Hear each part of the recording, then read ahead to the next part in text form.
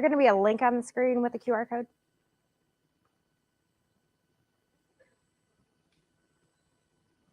Hi, everybody. Happy Friday. We are so excited that you're joining us for the training today for Magellan Healthcare. We have a stacked event with tons of industry leaders for you today. So we're going to jump right in. My name is Kim Sixkiller. I'm the president of Magellan Healthcare. I've been in this industry for almost 2 decades. In addition to president of the Medicare team here, I also have my own practice, K6 Medicare. So one of the things we make sure we know is what's going to work for you in the field and how to help your clients best. I am so blessed to be a part of this organization that was started by Brian Rice and Jared Florence. We have Jared here with us today. He has been in the industry for just a little over 20 years, really helped to build Magellan from where it started to where it is today. And he is going to come on, tell a little bit about the Magellan story and why you need to close the back door and make sure you have Medicare in your practice. So without further ado, welcome to Jared. Hi, buddy. Thank you. You're welcome. Am I centered nice and even here? Do I look good? Perfect. All right. So it's a little weird for me without an audience. We're normally up in front of everybody, but nonetheless, we're going to have fun. I'm excited to be here today. I'm excited that Kim and her team is hosting this training. It's a big piece for us. And, you know, when she asked me, she said, "Hey, Jared, do you mind hopping on just for a minute and just sharing the Magellan story? You know, let folks understand kind of who Magellan is, where they come from, how we think about it, and really what we're trying to accomplish in business." So, of course, I was excited to do that and thought it made a lot of sense to be able to do. So I'll back all the way up here real quick. So my name is Jared Florence. I'm the president of Magellan Financial. I'm also a president and partner at Foundations Investment Advisors, which is our RIA. Really fortunate to work with advisors all over the country. And we started Magellan Financial, almost 20 years ago now. And I get asked all the time, well, where did Magellan come from? How did it start? So I'll give you guys the same story that I've said and shared so many times. You know, Magellan Financial is owned by Brian Rice. And Brian had an independent practice, small practice in Southern California. And like so many other advisors that we work with, you know, his practice was doing well. He was doing $25 or $30 million a year and attended some event, you know, these events that we all get to go to and you meet other, you know, like-minded people and you network and do those kind of things. And Brian did that. And when he did it, he met another guy that had a very similar practice in Arizona, Scottsdale, Arizona.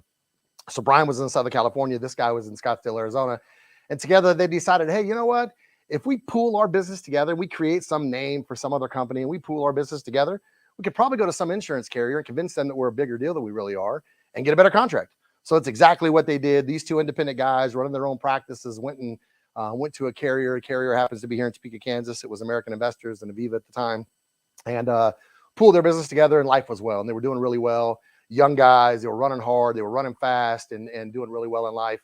They had decided they bought a company plane. It's a little scary for those of you that know us. You know, in the last couple of years, we've bought our own company plane, so we're going to not do this again. However, they bought a company plane, and they were big Boston Red Sox, big baseball fans. They decided they were going to fly up to Oakland and catch a game. Pedro Martinez was pitching for the Red Sox against the A's, and the three guys were going to go up there together, the three business partners, and Brian's wife, his ex-wife, I guess he refers to occasionally as a starter wife.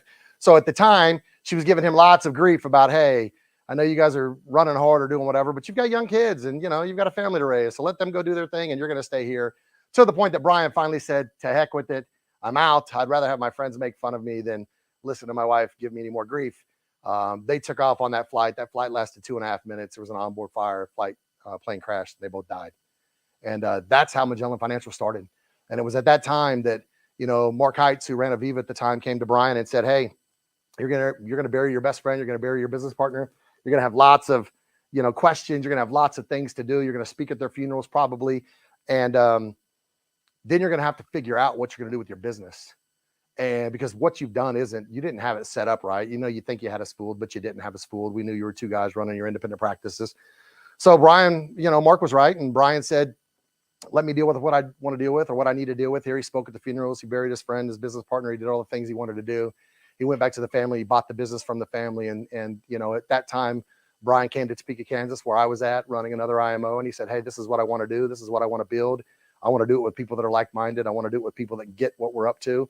And we sat down and we had a long conversation about his core principles and what he stands by and what he wants to do and how he wants to do it. And here we are 18 years later. So then we decided a long time ago I never want to be the guy that sits in some conference room with my staff and comes up with some great new idea and then runs it out to the field and lets you guys go guinea pig it on your dime. I thought that was terrible. I didn't think that would be a good partner. Number two, we always believe that if the only thing we could do, this isn't what we propose, by the way, Kim's going to get into all the other stuff later on. This isn't what we propose, but if the only thing I could do is help our advisors see more people next week, next month, next year than they've been able to see in the past, that we're a pretty good partner. So we really hang our hat with marketing.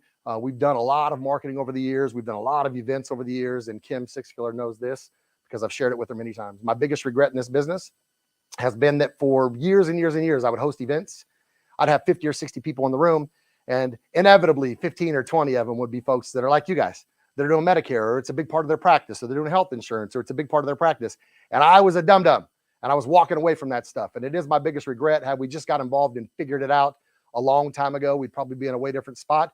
But the only thing worse than being in a bad relationship, as Dr. Phil says, for 1 year, is being in it for 1 year and 1 day. So about a year ago, now we went out, we found Kim Sixkiller. I asked lots of folks in the industry, hey, if I'm trying to start a Medicare division, where do I go? Who do I get?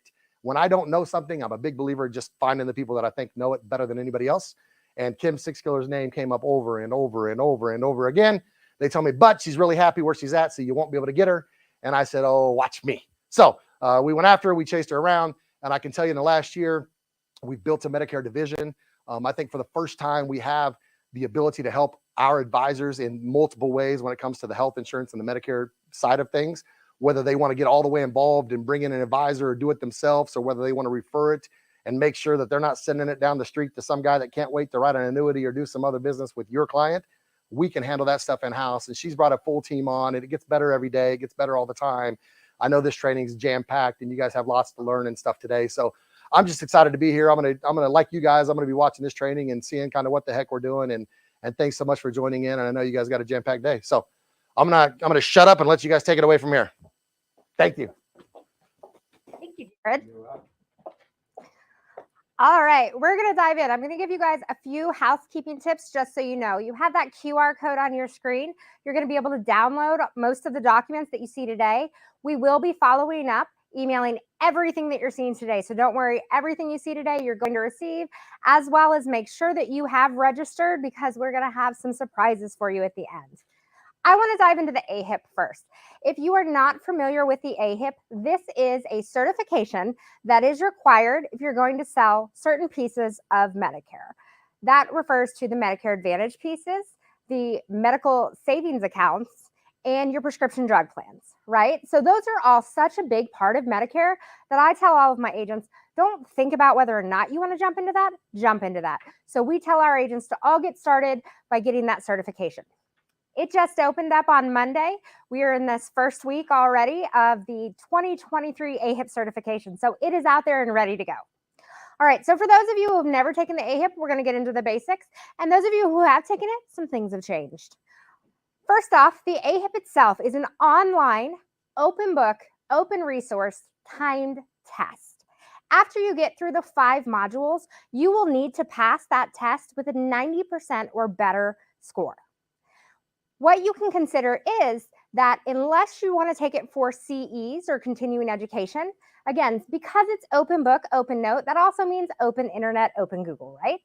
So as you get into your AEP, and we'll put that link out on the training later, or go to our website, partnerwithmhc.com, and there is an AEP link that will give you a $50 discount. The AEP itself costs $125 to take each year. If you go ahead and use our link, you can have that free of charge today. It is out on our portal. Grab it at partnerwithmhc.com. When you get into the AEP, it's going to have those first 5 modules that I referenced. The first 3 are pretty standard modules. I will tell you that if you have taken the AEP before, it will let you not even look at the modules and just take the practice quiz. If it's your first time, it won't allow you to do that. You'll want to go through the slides. Now, once you get through those first 3, the last 2 modules are pretty important. Module 4 is going to have all of the new CMS, or Center for Medicare and Medicaid guidelines, so you'll want to pay close attention to those. Remember, you can download all of those slides, though, so you have them for reference at a later date. Now, modules 4 and 5 now have timing to their slides, so you can't just click right through them, even if you've been doing this for 15 years. I would say it takes about 5 seconds before a slide will let you advance to the next slide, give or take a second or two.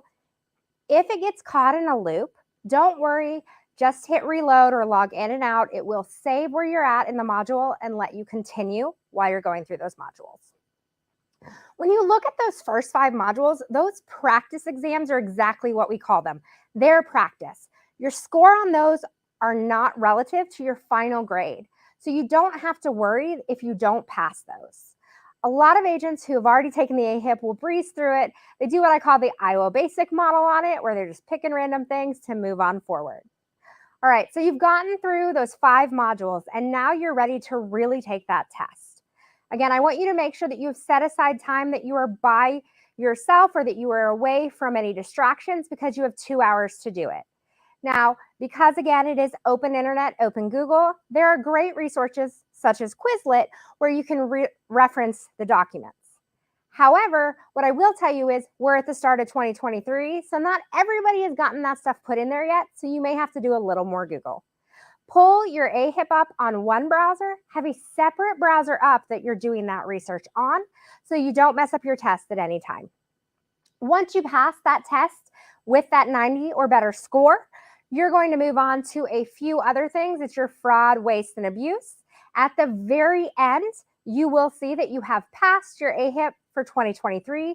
There will be a certificate, and you should shoot that over to your IMO. Hopefully that's us, so that they have it on file, and then also can make sure it's getting submitted with no issues to the carriers. Now, why is it so important to take your AHIP first? Well, there are certain carriers out there that don't necessarily require the AHIP for the products that we discussed. But if you don't have it, you will spend a lot of time on carrier certifications. So take our word for it, get the AHIP out of the way first, and then you can go from there.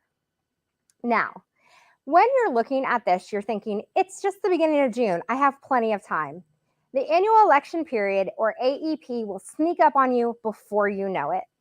While it runs from October 15th to December 7th, you'll be able to start meeting with clients about the plans available to them on October 1st. Most of our carriers are going to release what they refer to as their first looks around July 22nd. Don't worry, we will follow up with meetings with all of those carriers with you via Zoom, so you'll know what's the most competitive in your area. But you want to be thinking about getting things like your letter for AEP ready to tell your clients that they need to pay attention to things like their annual notice of change letter, or ANOC. If you start now, you'll be well prepared to get all of your carrier certifications done in July and beat all of the rush so that your annual election period can be all-star. If you have any questions on the AHIP, on what Jared told you, or what any of the other presenters tell you today, please make sure that you're logged into the link via YouTube. We will put that out there as well in case you didn't see it, and you'll be able to ask questions in the chat. At the end of today, we are going to do a Q&A with several of our leading speakers that are able to join us, and you'll be able to have live questions with them. All right, well, that is your AHIP. So again, remember, go to partnerwithmhc.com and then click on the agent button, and you can go straight to the AHIP from there with our $50 discount to you at no charge. Without further ado, unfortunately, Justin Brock was unable to join us in studio today. He has to pick up his kiddos, but he has recorded for us a great video to jump into. If you aren't familiar with Justin Brock, and I don't know many people who aren't, he is the CEO and president of Medicare Guru's Bobby Brock Agency. He's been in the industry for almost a decade and really is targeting to see 1 million beneficiaries. He helps lots of agents with his ability to talk to clients and be able to pick the right product to get the job done. Without further ado, let's introduce you to Justin.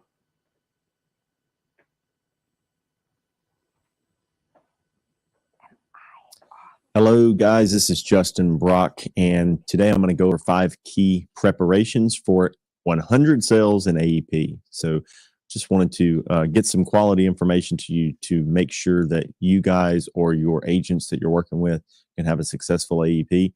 100 should be the baseline. Of course, we want to see people do 250, 300, but 100 apps in AEP is certainly a feat for a lot of people. And once they get there, it's kind of the foundation for being able to build quality agents on agents that can do that. So I wanted to go over that 5 key preparations for 100 sales in AEP. And if you see me look off just a little bit, I'm just looking at my own slideshow to keep me on track. Okay. So getting into it, just want to tell you a little bit about myself. If you don't know, we own BBI, which is kind of a house of different brands, Bobby Brock Insurance, Building Better Insurance, and we operate an Insurance Gurus podcast. We also do some work on some other platforms that help agents, whether they're affiliated with us hierarchically or not. We just want to get out there and help more people, and we know if we do that, we'll be able to build. Background for me is we're coming up on a decade in the insurance industry, solely focused pretty much on Medicare Advantage, Medicare supplements the whole time. We do a lot of Medicare supplement premium. That's where I got my start, was going house to house for Medicare supplement rewrites in Northeast Mississippi. And we've built a really quality brand that brings in a ton of people who are turning 65, retiring, or just shopping their coverage, making sure they have the best thing now. And we're doing a lot of volume. But that came over time. We had to build it the way that most people have to build it. Slow and steady wins the race. So also was in the Marine Corps for 8 years before I got into the insurance industry. One of my claim to fame is I did write over 100 applications in 1 week several years ago when I was the primary or key producer in our brick and mortar office. And, don't really recommend that. That is a lot of production in 1 week. But if I'm talking about writing 100 apps in AEP, clearly I know how to do it because I wrote 100 in 1 week. So let's get right into some of the meat here. So one of the things I tell people when I'm trying to get them to write more in AEP is that planning for AEP, it starts all year long. Okay. It really starts January 1, even though OEP gives us a lot of opportunities to help people throughout the year. January 1, you can start filling that pipeline for AEP right away. Okay. So I'm talking to people that I can't help until AEP. I'm talking to people that aren't hot until AEP, all these different things. But that's why utilizing a CRM to put these prospects in there and set follow-up activities for AEP can make sure that your pipeline is ready to explode when you get to AEP. People that start prospecting for AEP and they worry about just small lead drops in pre-AEP or August, September, they always struggle because they don't have that, exploding pipeline by the time AEP gets here. So start right away, filling your pipeline all year long. Number 2 is about creating the biggest net.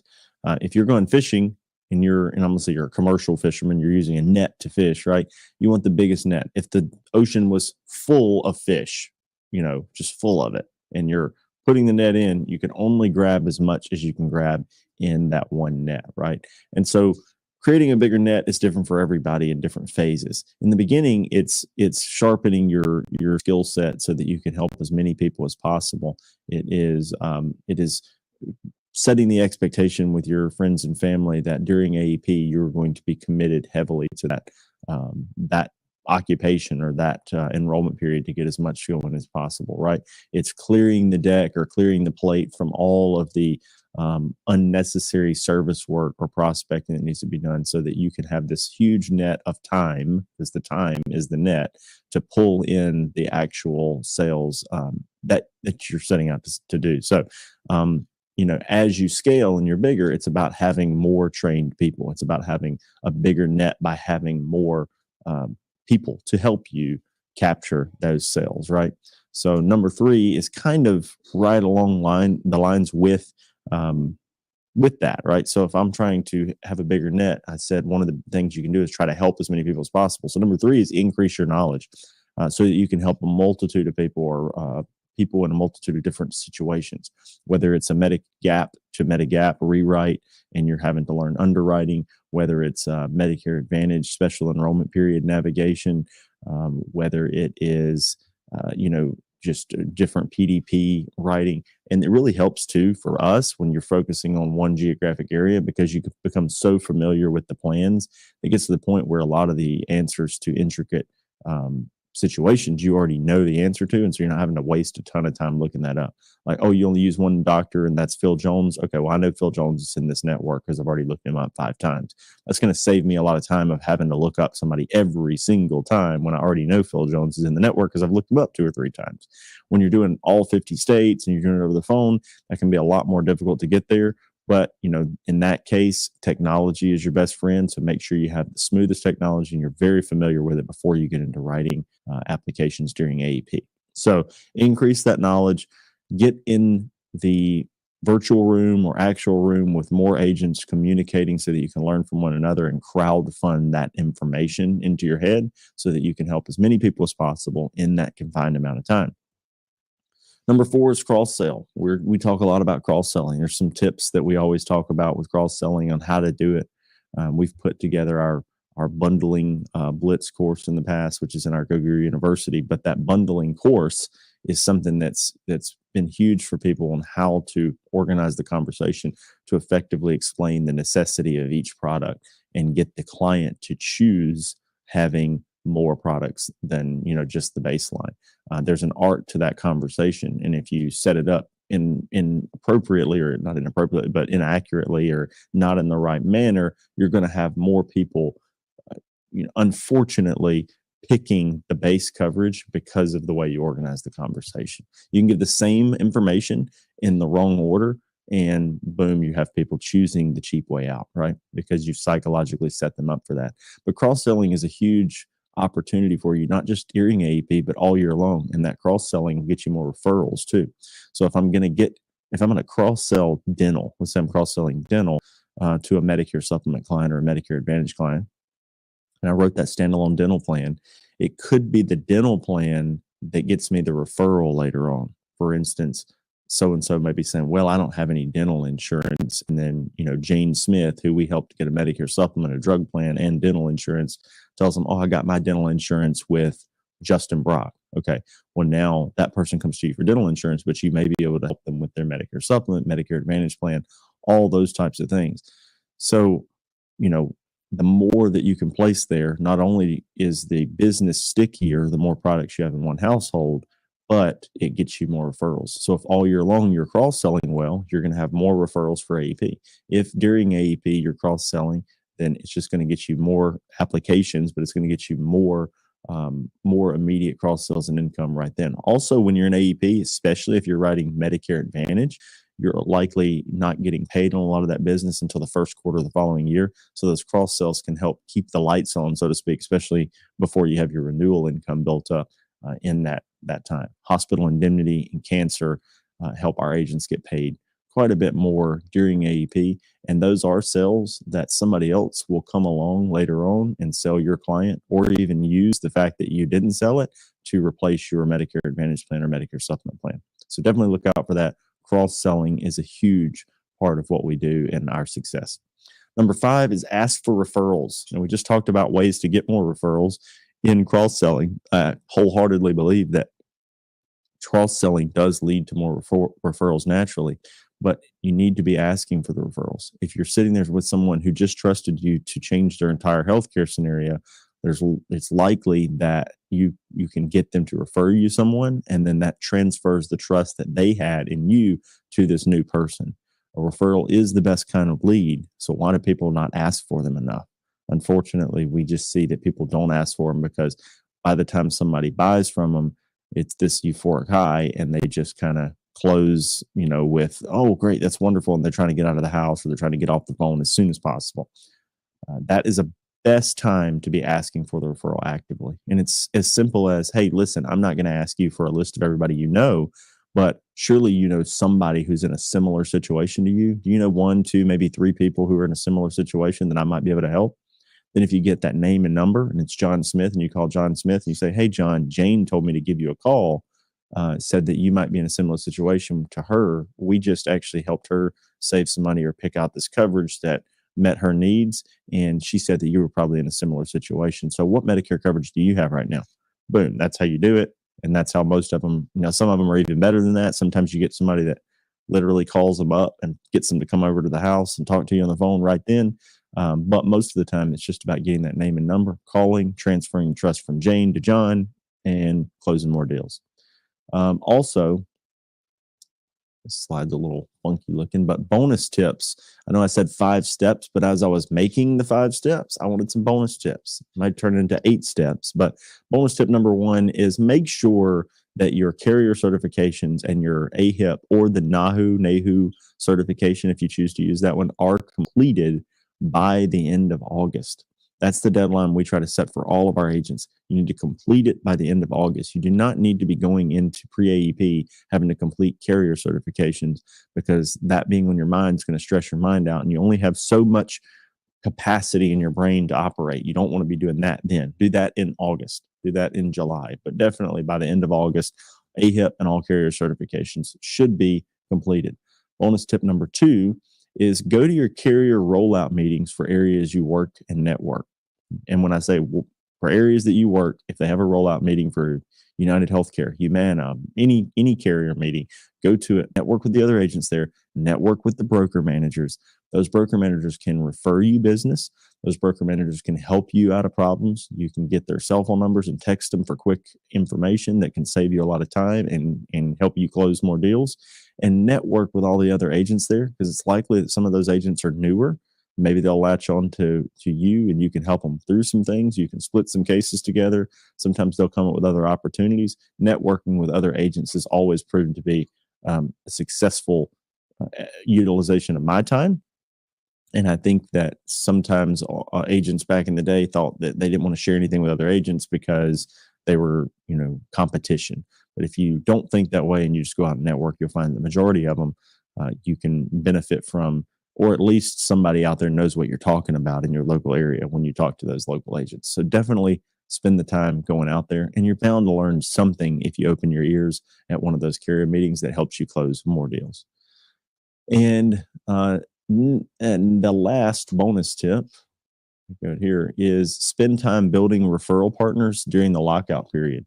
So lockout period is not quite as bad as it used to be, because we have tons and tons of special enrollment periods, but it certainly slows down because the buyer behavior is not there the way it is during AEP. So spend a lot of your time during that period building those referral partners, because if you build referral partners with PNC agencies, if you build referral partners with financial advisors, doctors' offices, all these groups, pharmacy techs, pharmacists, all these groups are going to be getting asked about drug plans, Medicare Advantage changes, Medicare during AEP.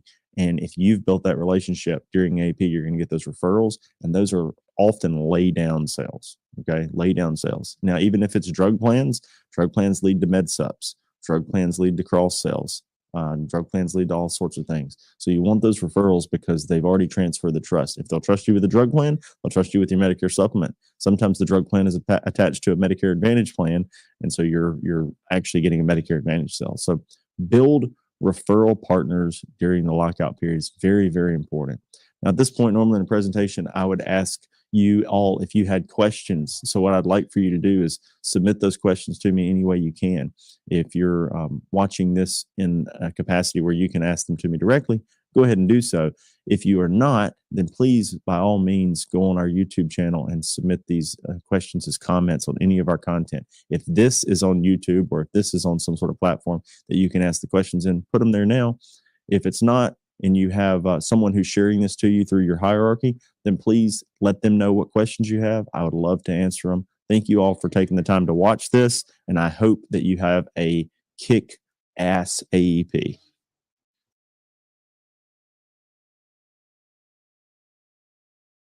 Everything from Justin, very helpful. He is amazing. Thank you again, Justin, for getting that fit into your whirlwind trip with your family. If you have any questions on the information that Justin sent through, please put those into the chat on YouTube. If you're watching on Facebook, you can just go to the Magellan Healthcare YouTube, log in there, and put your questions there. Like I said, we're going to be answering questions there. And if you have something direct for Justin, I'll get with him offline and we will get you the answer. All right. Next up, we have Landon McCarter. Landon is with Secure Agent Marketing. He's a co-founder of that company and been in marketing for over 13 years. He also wrote this super awesome book called Find Your Marketer. If you don't have this book, you can pick it up through Amazon. Please welcome Landon. Thank you, Kim. Thanks, Landon. I appreciate you. Yeah, we tried. I was going to get the book, but are we all centered up? I want to make sure that we're all centered up. I'm a little tall, guys, if you can't tell, so we got to make sure we adjust everything. We're good to go? All right, let me make sure that I've got everything set up. Ready to rock, buddy? All right, so what I want to do is give you guys 3 actual free marketing tips and strategies that are going to get you to prepare for this year's AEP. So if anybody that's in the Medicare space knows, you got to know that the AEP is the harvesting time. It's sun up to sundown. It's bust your butt. It's the more work that you do during actual like pre-AEP, the more successful your AEP will be. The more you tee yourself up for AEP, the more successful you'll be in that actual season. So what I want to do is give you sort of 3 concepts and strategies that are going to take you into having the most successful AEP of all time. All right. So the first thing I want you to understand is that to have a successful AEP, it's not about just taking day 1 of AEP and all of a sudden it's like, okay, it's time to hustle. There needs to be a lot of preparation that's done in the actual before AEP starts overall. And so what I want you to understand is that in the overall digital marketing world, right now is the cheapest time to market of all the times across the year. The reason is because there's less people marketing. There's less people that are actually, going into the auction environment. There's less people that are bidding. They're putting their ad dollars into the different platforms, whether it's Google, Facebook. There's less people doing direct mail. So right now it's cheaper to do that. And so whenever you're able to start to build that pipeline early, you're able to start to identify, those opportunities that maybe you can right now, but also you're in a season right now where you're going to start being able to pile up the opportunities that are going to be able to have that first week of AEP crush it, because you may not be able to write some of the apps right now, but during AEP you will be able to. So if you do a lot of, if you do your marketing now, it's a cheap time to actually get your work, name out there. You get higher direct mail responses typically, because that's whenever the actual big lead orders and the big direct mail drops haven't necessarily started for AEP yet, which is going to, diminish the results of your particular campaign. Now, the reason I know this is because I've been doing digital marketing for 14 years. Just to give you a quick little background of kind of, why I feel equipped to sort of be able to, get into this and this particular strategy is that, I got my degree in marketing from Missouri State University. And this was before Facebook was even a paid platform. This was before anybody was using Google at all. And so we're lucky enough to have an ad agency in Springfield, Missouri with 50 in-house employees where we do digital marketing strategies for T65 seminars, marketing strategies for DSNP, for MedSub, for anything you can think of on Medicare. And so we just happen to have a clear understanding of what's going on in the market overall to be able to kind of show what other people are doing so that you can kind of understand what the market is headed into. So, our expertise has allowed us to spend about $1 million a month of Facebook, Instagram, YouTube, and Google in order to generate, Medicare leads, whether it's life insurance leads, Medicare, P&C, annuity, life and health, whatever it is, right? And one thing that I've learned in these last 14 years is that, there's really 2 ways to look at actual marketing and the timing of marketing.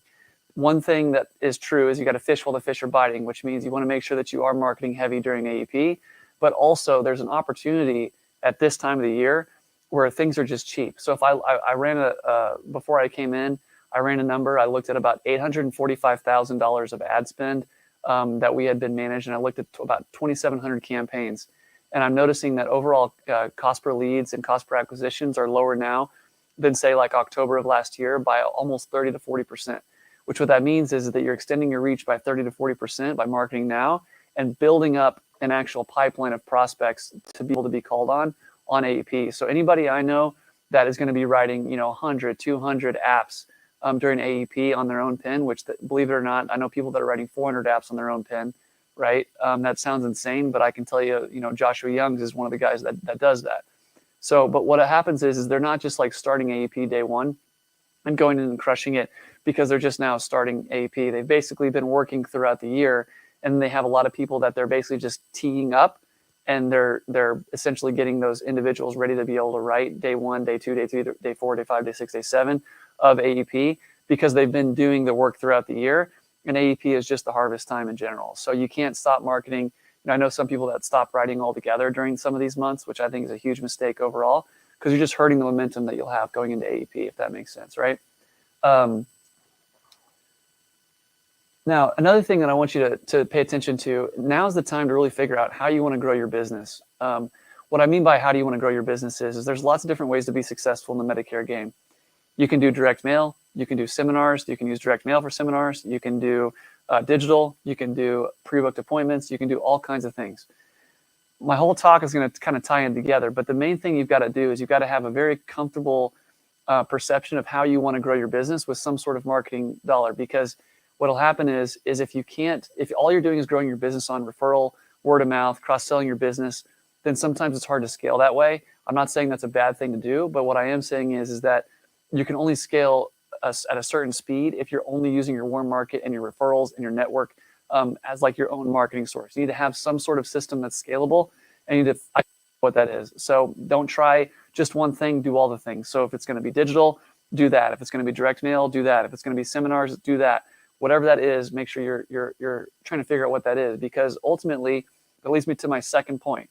Okay, what needs to happen is you got to make sure that all this marketing that you're doing throughout the year, you have a home base for all these leads and contacts that you are getting from all your various marketing sources.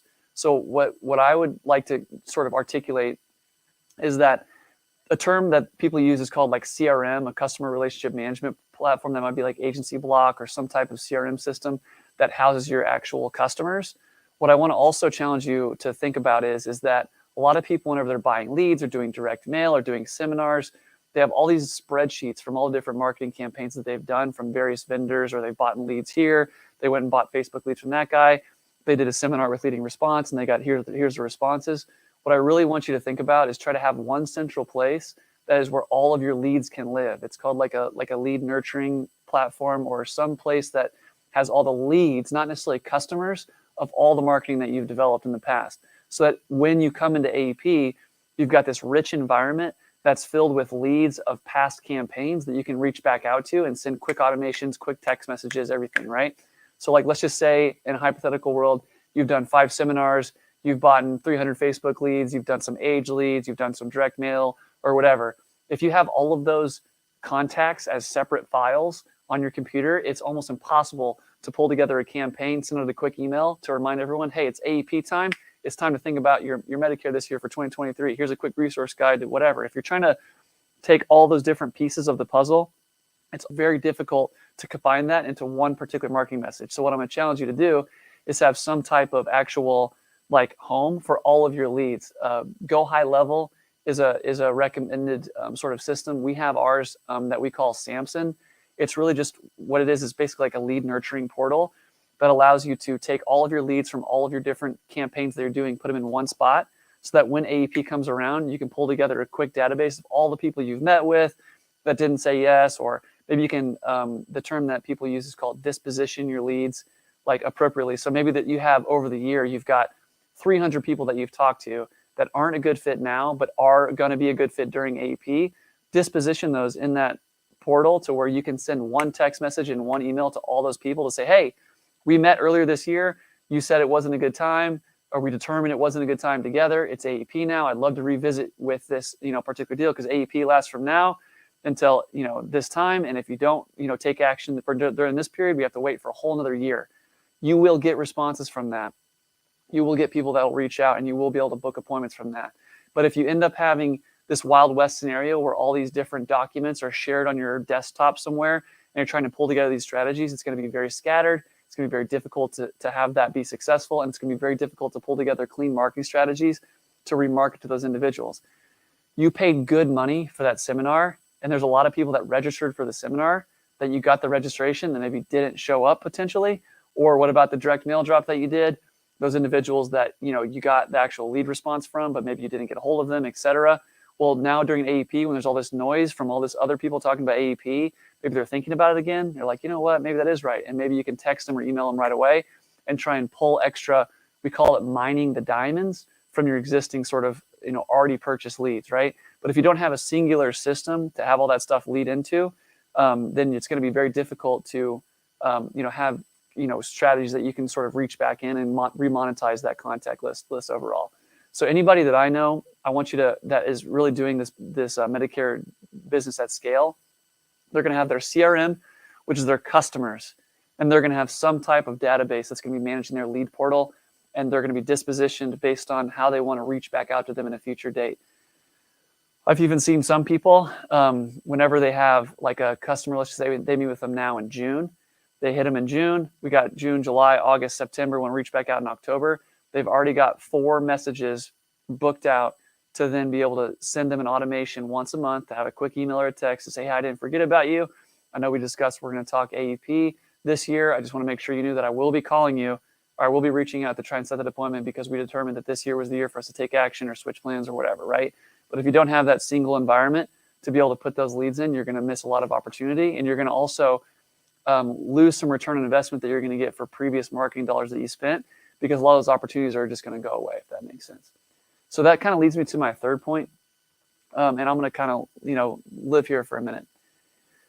I believe that there is a lot of co-op opportunity from carriers and upline FMOs to typically, but more so like carrier money of co-op that is available for people that have their stuff together and are able to present a good case that they're deserving of co-op dollars. Now, first, I want to make sure that we're clear on what we're talking about of what is co-op dollars. Every year during AEP, these carriers, these groups, they have tens of thousands of dollars to give out to agents in order to do one thing and one thing alone: get apps through the engine, get apps through the business. You must develop good relationships with those individuals that control those budgets, because they do have that money available and they're looking to give it in the most wise area that's going to get them the most amount of app volume as possible. In order to be able to articulate that you might be a good home for those co-op dollars, you might want to have some projections, some marketing strategies built out of how you're actually specifically going to spend that money. If you go to a carrier and you say, hey, I need $50,000 this AEP, and they say, great, what do you need $50,000 for? And you're like, marketing. And they're like, well, what do you mean marketing? You're like, well, I'm going to spend it on marketing. Well, they're going to be like, well, what kind of marketing? And if they're the ones that have to sort of like tell you to put together a strategy and then project potential app counts out of that co-op, you're probably not going to get the co-op dollar. But if you do have a good home for all of your leads, you do have established a good sort of way that you want to drive business, it takes X amount of dollars to put together X amount of seminars, to put together X amount of leads, to get X amount of close rate with X amount of apps, then you can go in and specifically ask for specific amounts of co-op, because you've convinced then the person that, look, I know what I'm talking about. I know how I'm going to invest it. I can't promise this exact amount of app volume. And it doesn't mean that app volume needs to come from that specific marketing strategy. But if you come to that carrier with an articulated plan, here's where I have all my leads now. Here's what I'm able to sort of show you about past experience of what I'd like to do, spend that money on. You will get actual co-op dollars much more often than you will if you just come at it with like a little haphazard approach, because there is millions and millions and millions and millions of dollars going out to agents on co-op during AEP. And it's going to the agents that are able to articulate that they can close the most amount of business with those co-op dollars, period. In order to do that, you have to have identified strategies. You have to have a clean enough looking sort of home for leads and a plan at least of what to do with those leads once you get those leads, and then a plan of how many apps you think you can get and write during AEP relevant to those co-op dollars. So I know some people that don't have large shops at all that go to their carrier rep or whatever, and sometimes they can get $30,000, $40,000, $50,000 of co-op dollars just for this year's AEP, but you can never get that money unless you have an articulated plan with projections and an actual articulated strategy, if that makes sense. So the next thing I want to kind of talk about is really just how to get into those relationships with, once you get that co-op dollars, how to actually spend it. So you want to make sure that you understand what is the type of lead appetites that you're going to need for this year's AEP, because there's lots of ways to structure a different Medicare shop. If you're an independent agent, you kind of know what you need to do. If you're a shop that has a couple LOAs, you kind of know what you need to do. If you're an independent shop that has, several independent agents under you, then you know what kind of volume that you need of leads, et cetera. So what I would try to articulate, I'll try to get you to understand this time of year is you want to start to say, okay, here's the type of strategy that I want to scale. I think it wants to be, let's just use Facebook leads as an easy example just for this example. We know that we can close. We know that every 20 leads we can get about 8 real conversations. We know we can get about 2 to 4 actual deals. And so during AEP, we know that those numbers are going to be accelerated. So I know that I have 4 people that I need to have a killer AEP this year. Those 4 people, I want to try and get, let's say, 50 leads a week per person times 4. So I know that I need 200 leads per week per person. There's X amount of weeks in AEP. So here's my lead budget and lead strategy. So once you have sort of that sort of lead count figured out of what you need, then you go after the co-op dollars, put together the marketing budget for AEP, and try and tackle that. A lot of people just kind of like try to work it backwards, and they kind of just get as much as they can, and then feed your people with like whatever they kind of get. What I would challenge you to do is take an inventory of what you think you need, and then shoot for the stars on the actual, what is the lead counts that you need? How much inventory of leads do you get? So like just to give you an example, typically whenever it comes to about, let's see, August, September, that's when we start seeing these big orders for 1, 2, 3, 4, 10,000 leads at a time from big IMOs or whatever. They're coming up with these big orders because they have specific hierarchies built out. They said, okay, I've got John, Jake, Jennifer, and Susie in the Southwest quadrant. They each have 55 agents. We think that each of those agents need 200 leads during AEP to be successful. Therefore, we have an algorithm to say, here's how many leads that we need. Therefore, now we have our actual articulated budget that we need during AEP. So if you kind of fly blind and don't sort of have all these numbers put together early on, it's difficult to get those budgets approved. It's difficult to get the co-op. It's difficult to, you don't want to have this stuff just all of a sudden, because it's going to be so busy during AEP. You're going to be wanting to write business all day, every day. And if you don't have a clear strategy of how you want to scale, a home for where these leads are going once you take them during the time of year, and then also able to reach back out during AEP, and you don't have an actual inventory target of how many leads to get per agent or whatever it is, then you're going to be kind of flying blind a little bit. So how much time do I have, guys? Do you know? 5 minutes? Okay. We're not on like a super strict schedule. Okay, cool. So I hope that makes sense. So what I want to try to make sure that everybody understands is that the time for AEP marketing is now, because I know people right now that will start AEP on, that day one, and they will have already those first week, they will have like 50 appointments booked for that first 2 weeks of AEP. And all they're doing is writing apps. They're not even taking, not even necessarily taking sales appointments. They've just been queuing up to where it's like, okay, we know that we can't really write this piece of business until this date. And so they're setting 15-minute increment calendar on their schedule and writing 10 apps a day. I know a guy that we work with that will write literally 45 apps on the first day of AEP because he's already scaled, he's already prepped, he's already taken the meetings, and he's just basically knocking them down.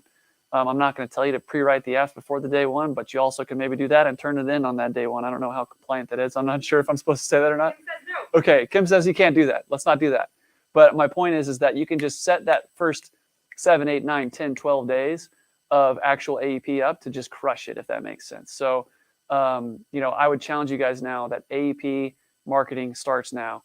Pick up a marketing method and scale it, whether it's seminars is what people are doing a lot of, digital, actual direct mail in of itself. There's all kinds of other strategies as well. So Kim, I'm going to bring it back to you. I really appreciate you giving me the floor and hope you guys have a killer successful AEP this year. Thank you, Landon. And also, I think Landon brings a very important point. That's why everyone has kind of like their lane and what they do. We obviously partner with Secure Agent Marketing because they're amazing at that. You look at our beautiful website. They designed and helped with all of that. Obviously, Landon's not going to be a compliance person for us anytime soon, but we're very appreciative to him. So next up on our agenda, I am excited for you guys to meet Ryan Nutter. He is in charge of all things lasso related for us. That is an amazing carrier. Ryan really had the foresight to get into that industry niche when it was at a pivotal time that clients were really wanting something different as supplement prices were going up. So Ryan owns Cornerstone Senior Advisors. He's been in the Medicare industry for nearly a decade, and his hometown is there near Wichita. He's going to talk to us today about lasso and how you should have that as part of your portfolio for the annual election period. Again, if you have questions, be putting them in that chat. We're going to answer those at the Q&A. Welcome to Ryan. Thanks, Kim. Am I on? Mic's good? Okay, so I hope you guys are doing well. Hopefully this has been really beneficial. I don't feel like I can ever be in the same room as Landon without just picking up just gold nuggets like, oh, I really need to implement this and I need to do. Man, the guy knows what he's talking about. He knows what he's doing. So I'm going to actually use some slides that are going to be up here, and this is more so I stay on track and try to make sure I say all the things I'm really wanting to communicate and say about this product. So Lasso Healthcare, there may be some of you that haven't heard of this plan. It's called a medical savings account, an MSA. And it's really Medicare's version of an HSA, if you're familiar with HSAs. And we're going to kind of break it down and explain how it works, but also when it might come up and when it would be a good opportunity for you to present it with your clients, what situations it excels and things like that. So Lasso Healthcare, you can move to the next slide. Lasso Healthcare is a Medicare Advantage plan. It is a Medicare Advantage plan. So, but I really look at it as a hybrid. It's got characteristics of Advantage plans, but also Medicare supplement plans. And this slide kind of shows us how it works both ways. So number one, it is a Medicare Advantage plan in that the government's handing responsibility for your health care off to the private insurance company. In this case, it's Lasso Healthcare. So they are managing your client's health care, just like any other Medicare Advantage plan. That means the government is sending them money every month that your client has their plan. So they're subsidizing that company every month that your client has their plan. So Lasso Healthcare is managing your client's health care. Also, it's a zero premium plan. Just like, I mean, so many of these Medicare Advantage plans are zero premium. Some of them charge a little bit, but a lot of them are zero premium, and that's how Lasso Healthcare is. So your client's still going to be paying that $170 a month for their Part B of Medicare. That comes out of their Social Security check. They don't pay any added premium for this plan. So those are some characteristics in how it looks like your typical Medicare Advantage plans, but it also is a little bit similar to some Medicare supplement plans in that there's no network. So if you sign up with an MSA, this MSA plan with Lasso, you can go to any doctor, any healthcare professional throughout the United States, as long as they accept Medicare, and they're covered. So you don't have to worry about network, which is really appealing to a lot of people. It's the only plan where we can combine that really works, where you can combine that zero premium with the no network option. So I want to throw a caveat in there. Any healthcare provider that accepts Medicare will take this Lasso MSA. They can choose to opt out. They can choose not to take it. However, Lasso is paying them the exact same amount that Medicare pays them. So any services they provide, whatever Medicare pays, whatever Medicare allows that doctor to bill, Lasso is going to pay the exact same amount. So this really hasn't become an issue for us with any clients we have on this product, because the doctor is going to be getting the same amount. So no network. Also, you don't have to have prior authorization. So you don't have to have a referral. If you want to, say your client ends up with cancer and wants to go down to MD Anderson, well, they can just go. They don't have to have a referral. If they want to go to a certain specialist for their knee to get second opinions, they can just go. They don't have to have a referral. It's another perk of the no network that comes with these Lasso healthcare plans. So let's go to the next slide. So this is where I'm really going to break down Lasso. With these Lasso MSAs, you've got two options. You've got the growth MSA, and then you've got the growth plus MSA. And for the illustration purposes, I'm going to stick on this growth MSA over here. And there's really three numbers that we need to pay attention to and look at.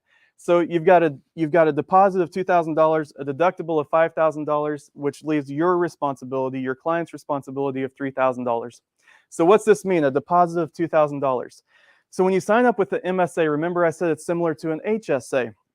When you go with an MSA, a medical savings account, Lasso is going to take some of the subsidy that they're getting from the government. They're going to take $2,000 of that, and on January 1, they're going to put that $2,000 in a bank account for your client. So your client has a bank account under their name, and Lasso's throwing $2,000 January 1 into this bank account. Your client can use that $2,000 for anything medically related. And then they have a deductible of $5,000. When they spend the $2,000 on that card, so let's say they go to a doctor, that doctor bills $100 for whatever service they provided, they pay with that card, that reduces their deductible by $100. So now they got $1,900 left on the debit card, and they have a $4,900 remaining on their deductible. So what that means is their max out of pocket is $3,000. So the way this works, when they sign up with a MSA with Lasso, they're going to get two cards. They get their health insurance card, they get their debit card. Anytime they go to a healthcare professional, they always give them the health insurance card. And the reason I stress that point is if they just go and pay with a debit card that they get tied to their bank account, they can do that. They're not going to get in trouble for that, and they're not going to be penalized for that. But the only way it reduces their deductible amount is if they file the claim with Lasso first. And so that doctor is going to send the claim to Lasso. Lasso is going to look and see where they're at in the deductible phase. If they've met their deductible, then they just pay the claim. If they haven't yet, then they send that claim back to the doctor and says, this is how much you're allowed to bill according to Medicare for the service. And the doctor sends the client the bill, and they use that debit card to pay for that bill, and it reduces their deductible amount. So that's how it works. Now, there's some perks and benefits with Lasso. There's a lot more flexibility. So you can use the money in these bank accounts on this debit card for anything healthcare related. So even things Medicare typically does not cover. Dental, if you got a $1,200 crown that you need to go pay for, you can use that $2,000 to pay for that $1,200 crown, and you're not going to be penalized. If you want a new pair of glasses, if you want to pay for expensive medications, you want to go and you want to use this $2,000 to pay for Eliquis, or you want to use it to pay for your insulin or whatever's going on, you can do that and you're not going to be penalized. So it has some flexibility and options like that. The downside of using it for those things is it does not apply to your deductible. So your client's potential out of pocket does go up. So let's say they've got $2,000 on the card, they haven't paid anything towards their deductible, so there's still $5,000 on the deductible remaining for that year. If they go to a dentist, they pay $1,000 for a crown. They have $1,000 left on their debit card, but they still have a $5,000 deductible. So now the member responsibility for that year is $4,000 for the rest of the year, but they're not going to be penalized for doing that.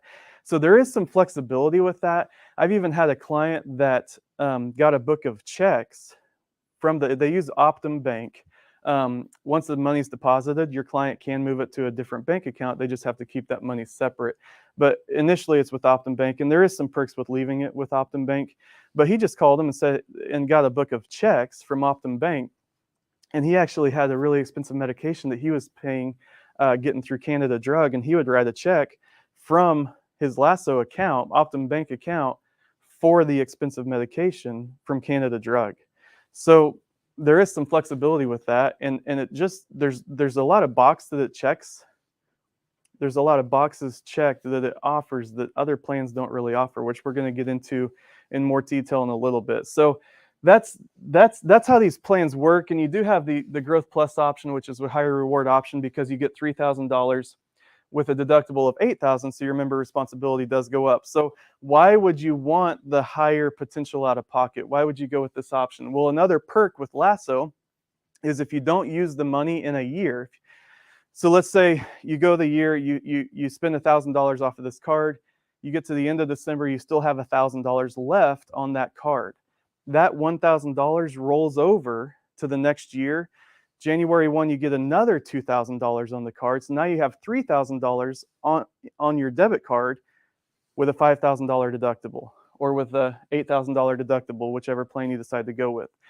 So those are your funds. You don't lose those funds. I've got clients that will go with this Growth Plus because they want more money on the card, and they go a couple of years where they just pay for things out of pocket because they like the idea of letting this grow, this $3,000 grow. So they just let that roll over. And now, well, 3 years down the road, they got $9,000 on the card with an $8,000 deductible. So it's a perk where also, if you predecease the cash value for the account, so you pass away, you still have money on this card, it's going to go to your beneficiary just like a life insurance policy. So it's really unique, and it's doing things a lot of these plans aren't offering. And let's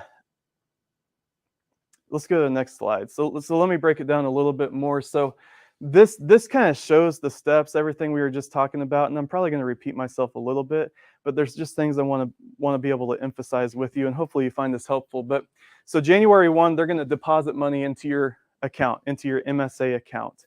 Well, then you can decide how you want to spend, save, or invest that money. So this is another thing I didn't hit on.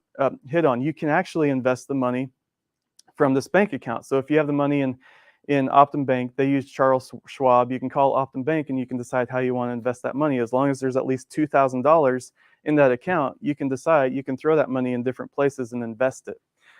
It's your money. You have a lot of options with it. You're responsible for all the expenses until you reach the plan deductible.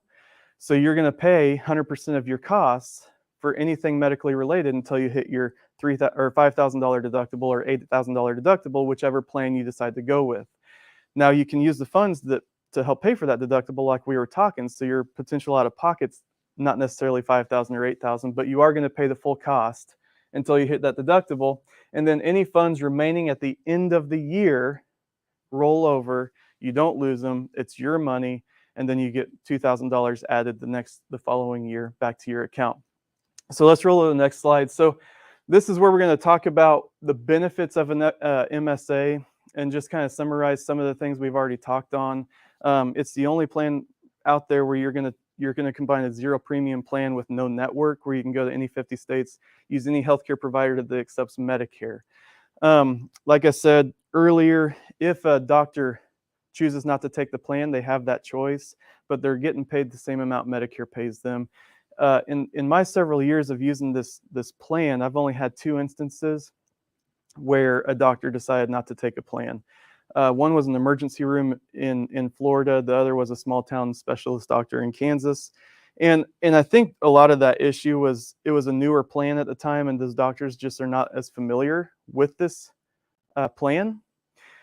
They look at it as a Medicare Advantage plan, thinking, well, we're just not in that plan's network. So I have had to talk to a couple of doctors and just explain, actually, this is how this works. There was a hospital in small town Kansas that I talked with that was confused about this plan, thinking, well, that plan's not very good. It doesn't really pay for anything. And I said, well, tell me what happened. They said, well, we filed the claim with the insurance company, and they came back and didn't pay any part of a claim. So we just sent the client the bill, and they paid all of the bill themselves. And I said, well, actually, that's exactly what you're supposed to do, and that's how the plan works.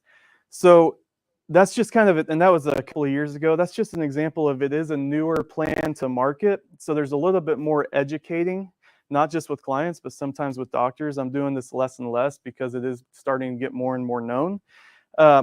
But it is a zero premium with no network. So, and then you have control over some of the Medicare funds applied to your care. There's $2,000 or $3,000 that is your money in a bank account that you can use however you see fit. You can use your funds to pay for healthcare related items Medicare typically does not cover. You can even pay premiums. You can pay drug plan premiums with your MSA funds that they give to you and earmark for you. You can pick your own drug plan. So a lot of your Medicare Advantage plans come with the drug plan included, right? MAPD plans, they have their own drug plan wrapped up in there. And with the medical MSA plan, you can choose from any of the 20 to 30 drug plans that are in your area and figure out, well, which of those standalone, just like if it was a Medicare supplement.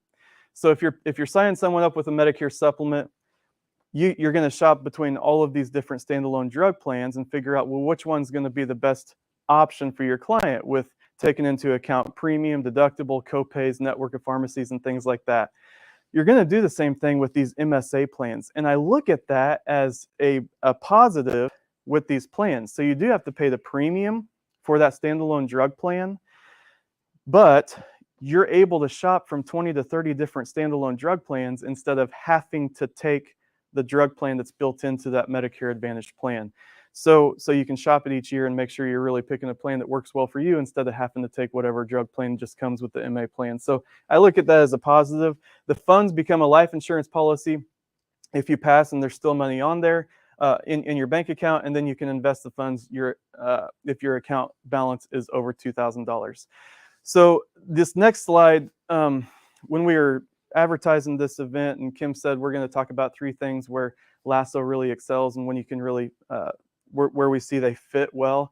Well, we're going to talk 6 things, so you get 3 for free this morning. I guess I think it's a free event anyway, but this is really for free, 3 extras. So situations MSA plans excel, and this is just from my experience in using them.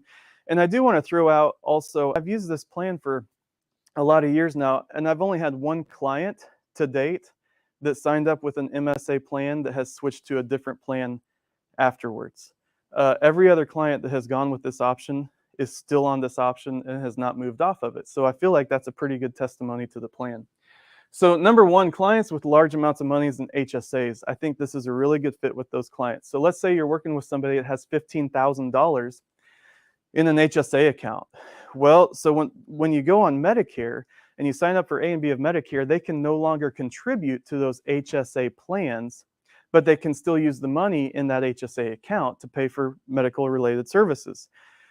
They can sign up with an MSA plan and they can get that $2,000 credit or that $3,000 credit each year, January 1, while they're using the funds from this HSA plan. So the funds in their MSA is just going to continue to grow and grow and grow over the years. So let's say 5 years down the road, they've used up all their HSA funds, which probably $15,000 would last longer than that. Let's just say 5 years down the road, though, they've used up all of their HSA funds. Well, at that point now, they've got $15,000 in the MSA because they haven't used any of those funds yet with a $5,000 deductible. So those types of clients, it's a plan they're used to. These HSA plans, if they have an HSA, they're used to a high deductible. They're used to contributing to an HSA. They're familiar with that idea, and then they can use those HSA funds and let their MSA continue to grow and build over the years. Those that like zero premium without quality MAPD options in their area. So I'm sure a lot of you have experienced, these are frustrating calls, but you start working with somebody that got sucked into these Joe Namath ads, right? So they saw JJ Walker, Joe Namath, George Foreman, whoever it is on TV. They call this number. They're in small town Alabama, small town Kansas, small town Arkansas, wherever. And they got sucked into this plan. And then all of a sudden January hits and they realize, oh, well, my doctor doesn't take this plan. It doesn't really help with dental as much as I was expecting. And they don't cover my medications at all. Well, but they're stuck, right? If they can't use a free look and get back to the Medicare supplement, what do? And this is a situation where you have the zero premium option with this MSA and no network. So it really gives them an option and an out to get off of this MA plan that really doesn't fit their needs because it's really not a good option in their area, and go with a plan that's still zero premium, but there's no network, so they don't have to worry about their doctor not taking it. And they can choose their own standalone drug plan that's going to fit their needs really well. So in just small town areas where there's just not quality MA options, this has been a really good option for people that want the lower premium. And it's really been a good fit. So clients that prefer to have more control over Medicare funds earmarked for them. So think of it this way. If these insurance companies, when you sign up with a Medicare Advantage plan, the government's handing responsibility for your client's healthcare off to this Advantage plan company, and they're getting monthly subsidy, which, depending on their star rating and the population of that area, can really be shocking how much subsidy each month they're getting. Well, let's say that client has a really healthy year. They go for their wellness visit. Maybe they go 1 or 2 times other than that, but really not much as far as claims that they're submitting to this company. Well, that insurance company loves it because now they're getting to pocket the subsidy and they didn't really have to pay much for that client. So if you've got a client that loves the idea of where, well, I get to control some of that money that's earmarked for me. And then if I do have good health, or if I do have a healthy year where I'm not really going to the doctor very often, I get to benefit from that healthy year instead of just the insurance company. I get to pocket some of those funds because of the good year of health instead of just donating them to that insurance company's pockets, right? I mean, I always tell people, I'm betting that you know what to do with that $2,000 a lot more than Aetna or United Healthcare or Humana knows what to do with that $2,000. That's just my guess. Clients that use direct primary care or concierge doctors. So this is a type of healthcare service that's becoming more and more popular. I'm going to guess you guys are familiar with a lot of direct primary care doctors in your area. I was just talking with an agent this week in Florida, and just talking Lasso and how it fits and works with these direct primary care concierge type doctors. And she had several that came to mind in her area. They're popping up more and more. These doctors that don't take insurance, and they charge their patients just a monthly fee. Their patients have 24/7 access to their doctor, so they can text them, email them, call them. Anytime they go in for a visit, that doctor doesn't bill them because they're billing them a monthly fee. So there's a way doctors are just cutting insurance companies out of the picture. So those offices are popping up more and more, and they've really become a niche for me. I've got several that use me as their Medicare specialists and bring me to the table with their patients. And I think doctors get more involved from a concierge practice, direct primary care practice, because they want to show good options for healthcare, cheap options for healthcare, because they're going to keep billing them $75 a month or $100 a month or whatever it may be. So they get a little bit more involved in trying to see, well, what plans can we offer them if they do end up hospitalized, but make sure they can still afford my monthly premium. So Lasso works great with these doctors. Any direct primary care doctor that I've worked with or talked to just loves this plan for a couple of reasons. One, it's zero premium. Two, it's no network, so they don't have to worry about that or having an in-network doctor. If you have a regular Medicare Advantage plan, an MAPD plan, an in-network doctor has to refer that client to a specialist for them to go to see a specialist. You don't have to worry about that with the MSA plan because there's no network. Also, the big perk is you can use the funds in that bank account that was given to you. You can use those funds to pay the annual fee to your doctor. So if that doctor's charging $1,000 a year for that service, well, you can take $1,000 off that card and pay for that fee, and you're not going to be penalized for it. So direct primary care is a real great niche for this type of plan. And then clients paying over $250 a month for Medicare supplement coverage. So I've always said, I feel like you could just run a great, like a marketing campaign, like a Facebook campaign, and just with this advertisement. If you're paying over $250 a month, you need to call us. And the reason I say that is with that $2,000 option with a $5,000 benefit, your potential out of pocket and your responsibility is $3,000. Well, if you're paying $250 a month for a Medicare supplement, you're paying $3,000 whether you go to the doctor or not.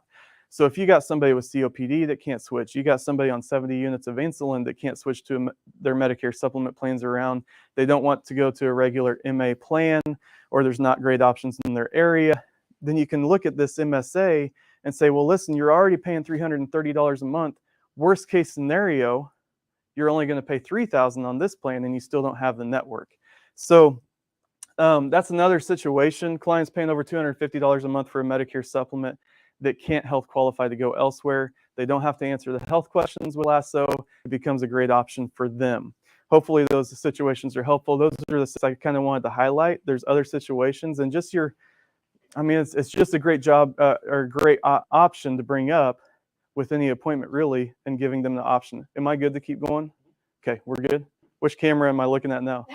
Both of them. Both of them. Okay, we got some stuff going on. I'm so. All right. So when can someone enroll in a MSA plan? So it's a little bit different from your other options or your other Medicare Advantage plans, in that you've only got 2 enrollment windows to exercise your option and get on this Lasso MSA plan. Your IEP when you're first going on Medicare, so your initial enrollment period, your first turn 65, or you're retiring, you just signed up for Part B, you can sign up for Lasso Healthcare, the MSA option. The only if you're not in your IEP window, the only time you can enroll in this MSA plan is AEP, the annual election period. So October 15th through December 7th, you've already been on Medicare. That's your only window that you can ever use this plan. So special enrollment periods are not options. You got a client moving out of county, you got a client moving to a different state, and they got a special enrollment period. You can't use that to enroll in Lasso. You have to wait for AEP. The open enrollment period, January 1 through March 31, that doesn't work either. Where you're going from one Medicare Advantage plan to a different one, you have that option in that open enrollment window. You can't use Lasso at that moment either. So you've got 2 options, IEP and AEP, to enroll. And then Lasso's in 35 states, and we're hustling switching cameras, and now I've got him switching slides. So we got this guy working. This is the last slide, and I just wanted to highlight, they've been adding states each year. And as of this year, Lasso's in 35 states. They added Alaska this year. So this may be helpful in just trying to figure out, are they in your state? We're going to be finding out in another month or so what states they're going to be launching in next year. I'm sure they're going to be adding more options for Lasso Healthcare, and I don't think it'll be long before they're in all 50. That's all I got. And Kim, was there something I should have talked on that I didn't? No, you did great. I did great. She's just saying that probably, but so hopefully you found it helpful. And I would be happy that if you have any follow-up questions or wanted to talk, I'd be happy to help. Also, I know Kim knows this product really well, and she'd be very, very great resource to answer those questions. So I'm going to let Kim take over. Thank you, Ryan. Yes. Thank you. Ryan's great. We love Ryan. If you have questions on Lasso, make sure you put those in the chat. Additionally, we will do some specific Zooms around Lasso. Again, like we talked about at the end of July, we'll have those options for people to join as well.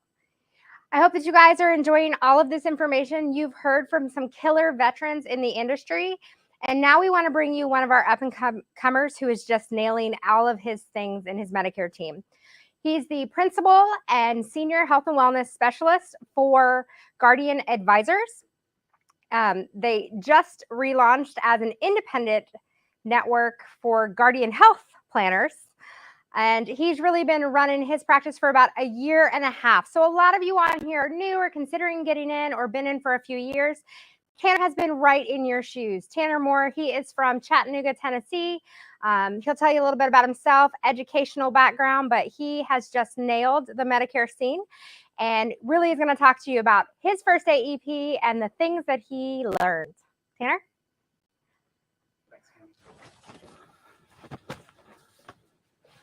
Good morning, good afternoon, wherever you are. As Kim said, my name is Tanner Moore, and I am the healthcare and wellness planner for Guardian Investment Advisors, now on the healthcare side, Guardian Health Advisors, located in Chattanooga, Tennessee. I don't know everything that Kim said about me is true. If you are new in this industry, I'm just like you. So what I'm doing here is I'm speaking directly to you because I'm still in the same boat as you are. Whether you're 2 years in, whether you're 3 years in, or if this is going to be your first AEP, I am just like you. And so I feel like following up all these guys and ladies is really tough because they're unbelievable experts in their space and in this industry. So I just feel blessed to be here. I've learned so much from them just being in this room for the last couple of days, just like you're in the room virtually listening to everybody talk. So if there's anything that I could give you and address first off, it's that I'm just like you if you're new. So I'm learning every single day, and I'm always trying to find ways to better myself. So up here, everybody's going to get the flyer that's going to get sent out on my talk, just on my AEP missteps. That's what I'm here to kind of talk about. So I know it's going to come up here in just a second for you, that you'll be able to see everything.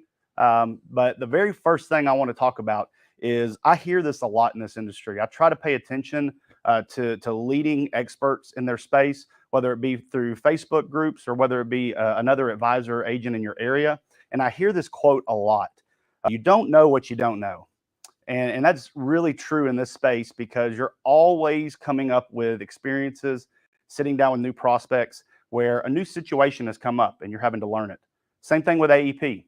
AEP is a time frame where obviously we all know, hopefully, that you can enroll Medicare Advantage beneficiaries into a new plan for a January 1 effective date, as well as prescription drug plan beneficiaries for that January 1 effective date. It's really, really hard because a lot of agents say, I get no sleep during that time. And so as a new agent, you kind of get sometimes maybe that overwhelming feeling when you're coming into it because you've never experienced it before. So I really, really want you to lean in on that. You don't know what you don't know. And it's all about just getting better every single day. And how can you maybe tweak your process to be a better version of yourself, but also to mimic what experts are doing in the field. Lean on those people, okay? Now, I'm going to say this, and I'm going to be very blunt when I say this. There are a million different opinions in this industry when it comes to agents. You're going to see agents maybe posting on Facebook these hundreds and hundreds and hundreds of apps that they're writing in AEP. But you may not know their background. You may not know how long they've been in the space or what all they're doing for their leads and their marketing. So you can only control what you can control. As Kim said, I've been in the industry for a year and a half. I started January 1st of last year, 2021. I was a former high school teacher and coach. And so as a coach, I always talk about from the standpoint of you can only better yourself. You can only push yourself to get better. You can't force somebody else to get better. So when you're looking at these large apps or these large numbers that people say that they're going to produce, you know, they may very well be doing that, but don't let that overwhelm you, because you can only control what you can control and bettering yourself. So listen to advice, find a couple of people and a couple of avenues that people that you really trust in this space that you feel like maybe you want to attain.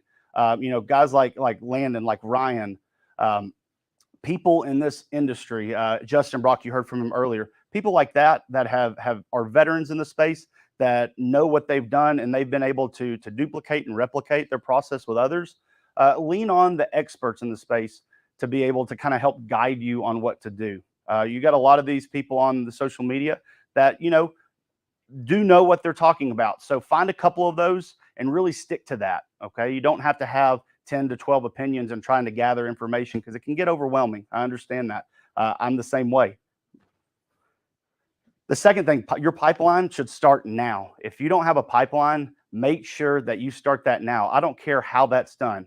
If you know me or you've met me before in person, you know that I do like to talk. I can talk to anybody. Sometimes it may annoy people, and that's okay. I understand that. But go have those conversations with people. Find ways to get out in your local community, whether it be the marketplace, maybe grocery store, Target, Walmart, the mall, wherever the case may be, and just get out there and have conversations with people.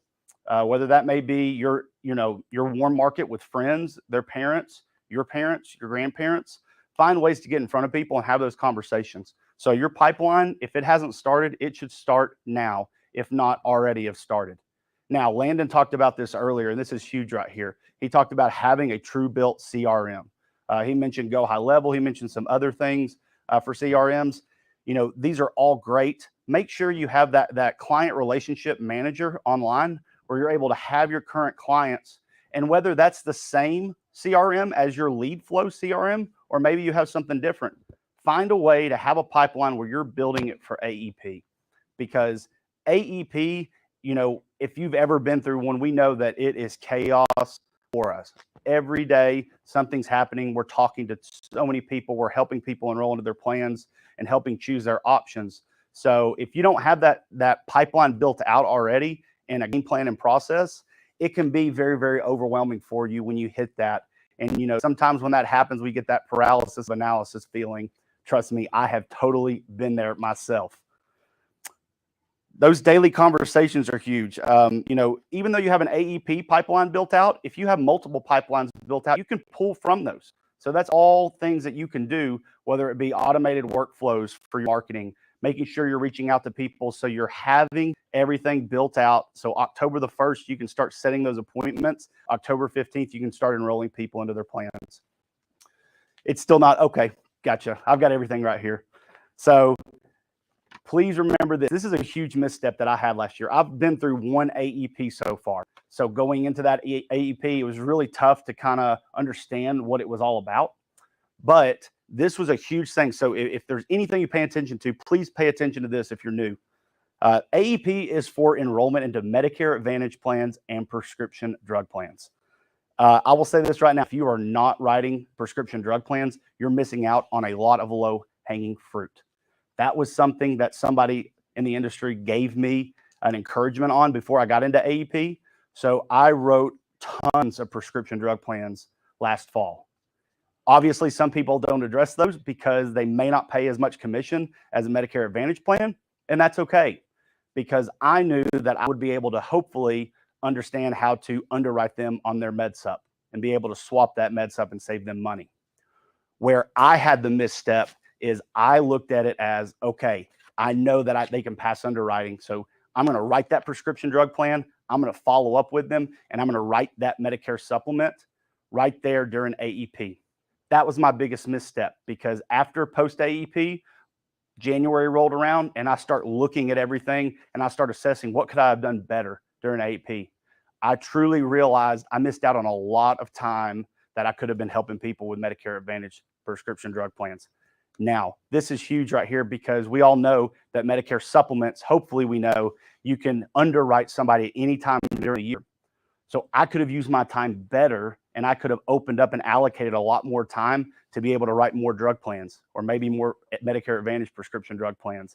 That's the thing that I look back on and I say, okay, I see what I did wrong there. Even though I wrote a lot of Medicare supplement swaps, now I can focus this AEP on making sure I'm going to write that prescription drug plan, and then post AEP, I can follow up with them on that Medicare supplement. That's going to build out so much more time frame for you to focus on getting as many applications in as possible with your volume.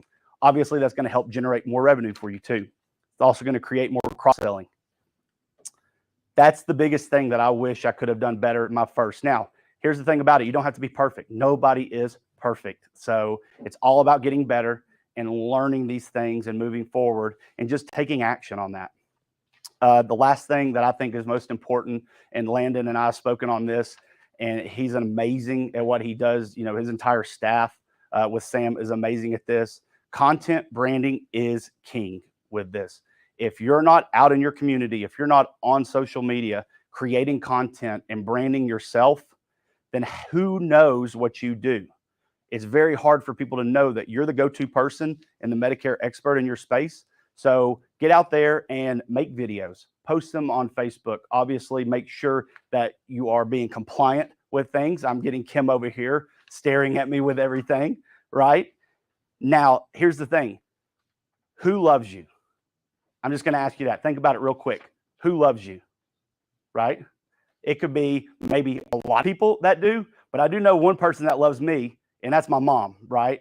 So if you're sharing things on Facebook, your mom or your parents could be the very first person that is sharing that video as well. Well, my mom just turned 65, actually, ironically, this month. So the thing about it is she has a lot of friends too that are also turning 65 or that are already on Medicare.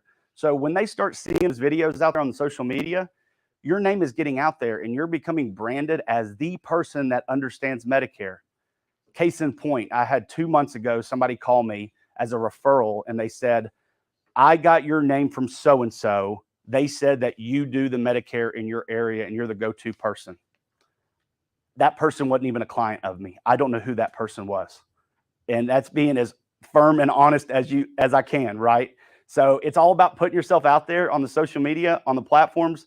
When people see that you're talking about Medicare and that you know what you're talking about, then your name is going to start getting talked about in the community with other people. And so putting it out there, making sure they know how to contact you is huge because you're going to start breeding those referrals. Obviously, a lot of people and a lot of Medicare beneficiaries don't even think about their Medicare until it comes time during AEP. So you want your name to be on the top of their mind when that time frame comes around. And so they're reaching out to you. Now you're able to touch more and more prospects and you're able to build that pipeline and generate more applications. I will say this, with these educational videos, you can also do in-person educational events. I've listed several different things down here, a few that are new actually for me that I'm trying to share with you that you can get out and do in your communities. Independent senior living communities, get out and talk to the activities directors there. Try to create a relationship and form that relationship to come in and provide educational events and seminars. Sometimes these activity directors need help during those communities, like bingo nights, whether it be trivia night, and helping with their activities. So if that means going in now and helping out with those activities so that when AEP comes, now you're the go-to person for that community to come in and educate on Medicare, then that's something that's huge maybe for you.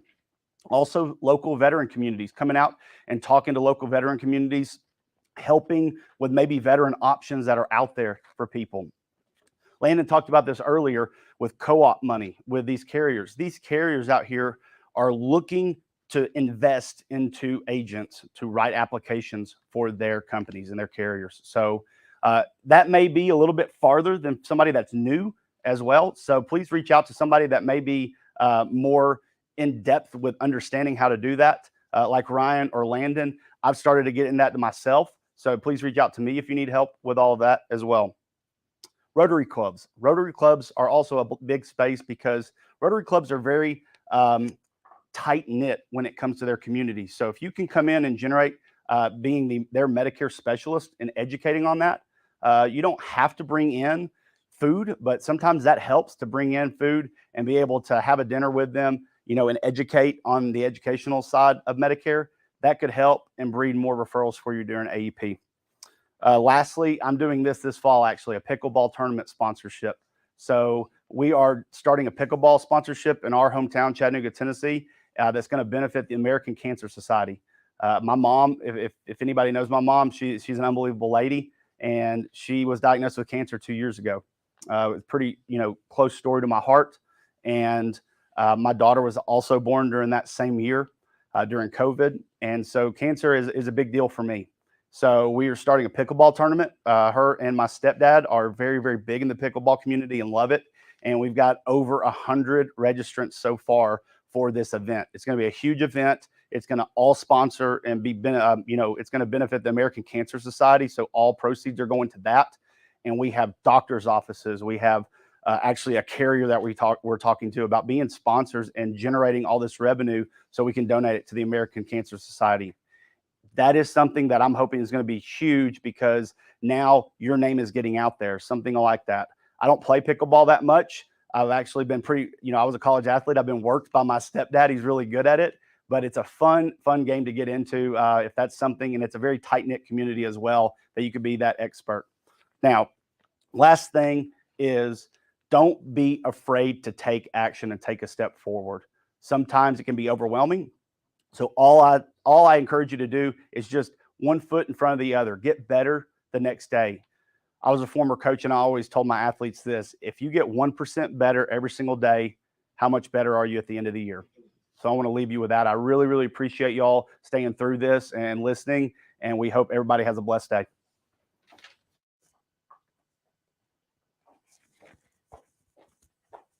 All right. Thank you, Tanner. I hope that inspired several of you that you can do this too. You can get up and get moving with your Medicare business.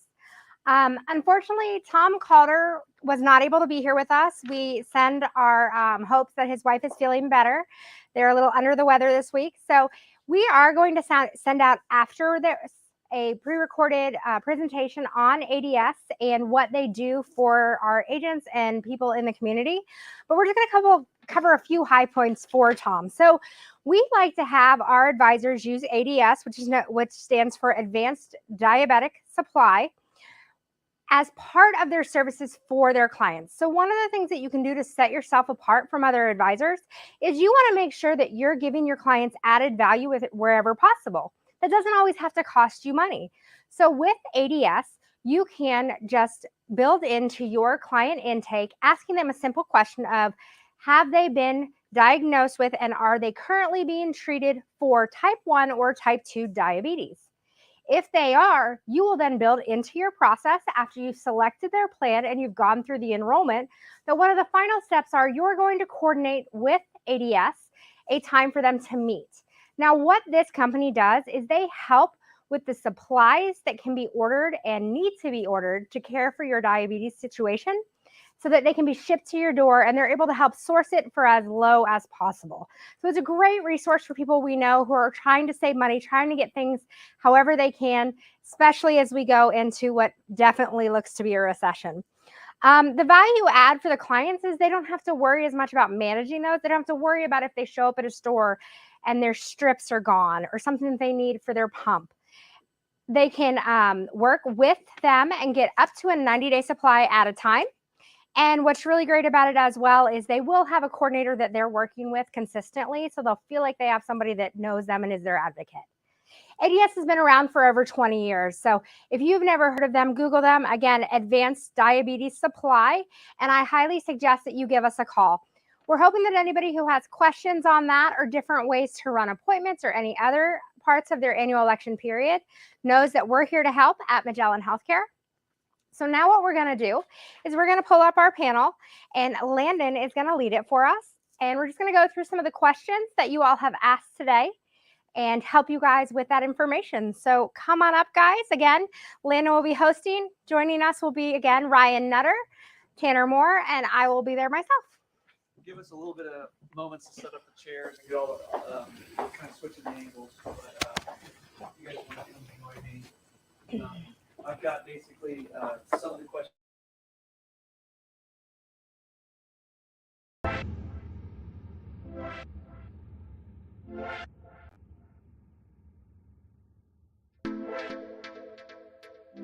it's key. People work with people. I thought that was a part of this deal. You know, thank you guys for joining us because you guys were all welcome or happy to jump in and happy to come Sure. and help everybody. Well, let me just speak to Magellan for a second. So, you know, we're lucky enough to get to work with a lot of groups, IMOs and all that. And I'll tell you, one of the things that's different about this group, you know, us four, you know, whenever we came in to do this thing, Kim invited us to her house, and they made us pulled pork and smoked mac and cheese, and all four of us just hung out as friends, and we talked business, but it was more just like part of the family, you know. And it's hard to find that because in this industry sometimes it can be growth, money, you know, get big, make a bunch of money, have a bunch of LOAs, scale, and it doesn't always have to be that way.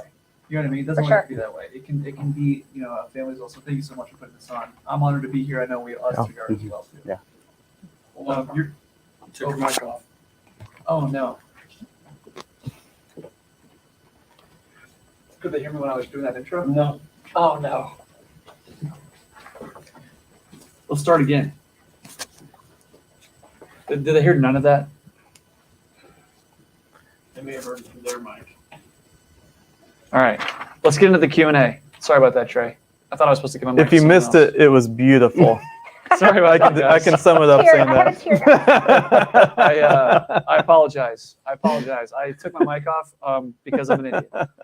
They heard the intro. They heard it. Hey, look at that. Look at that. Awesome. Hey. Okay, so Hey, before you start questions, I just want to point out, like, this is what Landon's team does for a living. This is what we do for a living. And I just want to throw that out there because, guys, things happen. So don't be afraid to get in front of the camera and know it makes you more human and it makes you that much more lovable. So don't be afraid that you're going to mess up. well, you Because we think, do. you think the guy with the most experience in this wouldn't take off his mic in the middle of it, but all right, so I'm going to go through a couple of questions that I'm just going to rattle off, and then, you know, you guys, I'm going to maybe just direct it at you guys, and you guys can decide who wants to take it or whatever. So one of the first questions I got from the actual chat was, can a new agent get started in Medicare market with MHC at this time? And how is the training and mentorship in general? They absolutely can. So one of the things that I think we feel that is unique is, yes, we work with advisors of all scale. We are part of one of the top 5 IMOs in the country. Since we do have the annuity and the assets under management and life side that Jared talked about this morning, but we don't limit ourselves to who we're going to work with on the Medicare side. So if you're interested in getting involved, please give us a call or email us. You can reach our team at Magellan Health at MagellanFinancial.com, or you can email me directly. That's the letter K, the number 6 at MagellanFinancial.com. And then any agent getting involved with us, really, we're just looking for the right fit, somebody who has the drive and wants to get out there. We do provide the training. We have lots of electronic kind of digital training options. Occasionally we'll do the in-person trainings, but there's no reason that you can't get going. We have bi-weekly trainings and just a mentorship between our agents, a Slack channel that they can talk on. And so, yeah, we'll do all of that. I think this question is directed towards Mr. Nutter. Says, I definitely want to hear more about the MSA. Is there any place to see more information on it specifically? Yeah, there's a lot of product out there. I mean, the best thing you can do is call Kim, because I mean, we can send you pages of stuff depending on how much you want to read, to be honest. I was trying to summarize and give you the highlights and just try to paint a picture of, man, there's real value in this product, in the market, and in what we're doing. And so absolutely there's more to it than I even touched on. That's where Kim can be your resource, and even I can help out with Kim. We can get on the call and answer any questions you've got, for sure. There's a follow-up question to that. It says, do the unused dollars roll over to the next year? They do. Unused dollars. That's one of the big benefits, is any money you don't spend in a year rolls over, and then you get another $2,000 or $3,000, whichever plan you went with, the next year. And that's just going to keep rolling over. I mean, 5 years down the road, you could have $8,000, you could have $10,000 on that card, you could have $12,000, however much, depending on your health situation. It's just going to keep snowballing year after year. One of the questions is, are we going to be sending this out, recording afterwards? That's up to you. I'm assuming We are. You can. Yeah. So if you're registered, if you didn't register, but you're just joining this online on YouTube, you can hit that QR code on the screens. It's still there. tray, the QR code, and then that'll let you register, which will put you on the list, which then will allow you to get the recording if you're just joining us and didn't pre-register. All right, so what are your top 1 to 2 tips for AEP? I wouldn't mind if both of you guys or all 3 of you guys took that independently from one another. Just 1 or 2 top tips. So I'll start, I guess. Yeah, that's fine. I feel so in my mind when I'm approaching AEP, and really I love that we are doing this event right now in June, gearing up for AEP, because this is when you need to start building a strategy now. I mean, if you're waiting till the end of August, I feel like you're kind of behind the eight ball by that point. This is the point where you build a strategy. This is where you get guys with like Landon involved that really excel in lead flow and figure out a plan. So going into AEP, the two words that are on my mind are referrals and retention. So when I go into AEP, I'm going to focus on client retention and client referrals. And I think that trying to solve for those 2 things, I think you can do things that solve for both at the same time. I tell all the guys in my office, if you take care of your clients, they're going to take care of you. So if you take care of your clients, they're going to take care of you. So what does that mean? Well, we're going to do things each year where we're going to follow up with them going into annual election period. And annual election periods is when we're walking around and our eyes are bloodshot and we're working, I don't know, unreal amounts of hours, but it's a blessing to be busy. But it's great that we are in this industry where you have this opportunity built in where your clients need you on an annual basis. So whether they go with an Advantage plan, whether they go with a drug plan, both of those plans are moving targets because they change every year. And it's important for you to do a review with your clients on an annual basis. And the great thing about that is if you really take care of your clients well, they're going to realize each year that they need you on an annual basis. And the benefit of that is they're not going to leave you if they feel like they still need you. So they're not going to have some agent get in the back door that's going to take them away from you if you're doing a really good job of showing your value on an annual basis. And so doing things like in August, we're going to mail out just a form and say, hey, let us know if anything's changed with your medications. So respond to this email, let us know what changes you've had in medications so we can update those going into AEP. And so then come October, we know if we need to make any adjustments or changes, whether you have an MA plan or a PDP, standalone PDP. So touching base with them in August. And I also like doing that because that's a little like right on the verge of when all the advertising hits, all the mail, all the phone calls, cold calls, all the Joe Namath advertisements and things like that. So let's touch them at that point, let them know AEP's coming, send us an update, has anything changed medication-wise? And then also I tell everybody I'm working with, you're going to get an email from me on October 1st, every year, on the day, October 1, because that's the easiest way for me to get in touch with every client at once. Sorry, I just popped the mic with my hand. That was probably loud. But just to remind you, hey, annual election period's here. We need to talk. We need to have at least a phone conversation just to review your plan. So that's helpful with retention, but also it's keeping you top of mind in the busiest season with annual election period. So this is when they're thinking Medicare because they're getting bombarded with mail. I mean, you can't go watch an episode of Bonanza on TV without spending half the time watching Joe Namath, right? And so Medicare is top of mind during annual election period. So they're talking with their neighbors about it, their friends about it, their brothers, sisters, moms, dads. And if you're top of mind for them and if you're taking care of them, then that's also when you're going to reap the benefit with the referrals. And so those are things, and I'm probably going too long, but those are things I think about retention and referrals. Those are the 2 words that I'm targeting. So getting a plan in place to write the business, to capitalize on opportunity, but also use your clients. They're going to be your best referral partner in this business. And if you're taking care of them, they're going to take care of you and they're not going to leave you. Yeah. That's a great one because I think that so many people are afraid to ask for that referral, right? And they don't have to do it by saying, hi, if you like my service today, please refer. It's very natural. I would say that I'm more of that coaching the advisors, helping keep them accountable, helping them think outside of the box. So I would say reach out to your area reps. You need to know your area reps, and those reps need you. They want you to be purchasing. So if you're confused about a product, no one better to tell you about that product than your area rep. And they'll be holding classes virtually and in person. Go to those things because you will find that you want to know your local products in the areas you're selling in. It just makes your life a whole lot easier. So I would start there. And then I'm huge on KPIs. That's a key performance indicator. Tanner can sit over here and shake his head because I ask him about it all the time.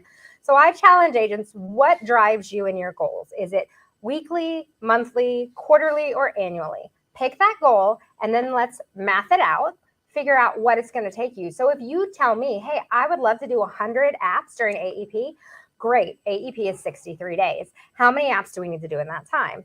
You're not a day person, that's overwhelming to you. Perfect. How many do we need to do by month or week? So just take the time to map that out. And if you're not sure how, hopefully you have an IMO or an independent marketing organization that's going to help you with that. And if you don't, I have a number you can call. No, those are all great, pieces of advice. One thing I kind of want to add to that is have organizational skills, especially when it comes to AEP. That is a huge thing to be able to do. Now, I know somebody may be sitting out there as well, just kind of sometimes like me, that says organizational skills may be a little tough with that. So if that's something that's tough for you, either you got one or two options: learn it and get better at it, or hire somebody part-time to be your data entry person during AEP. They can handle the back end process of applications, tracking data, etc. And that kind of gives you more time to be able to focus on touching new prospects and being able to help sit in front of people and being able to help them a little bit more.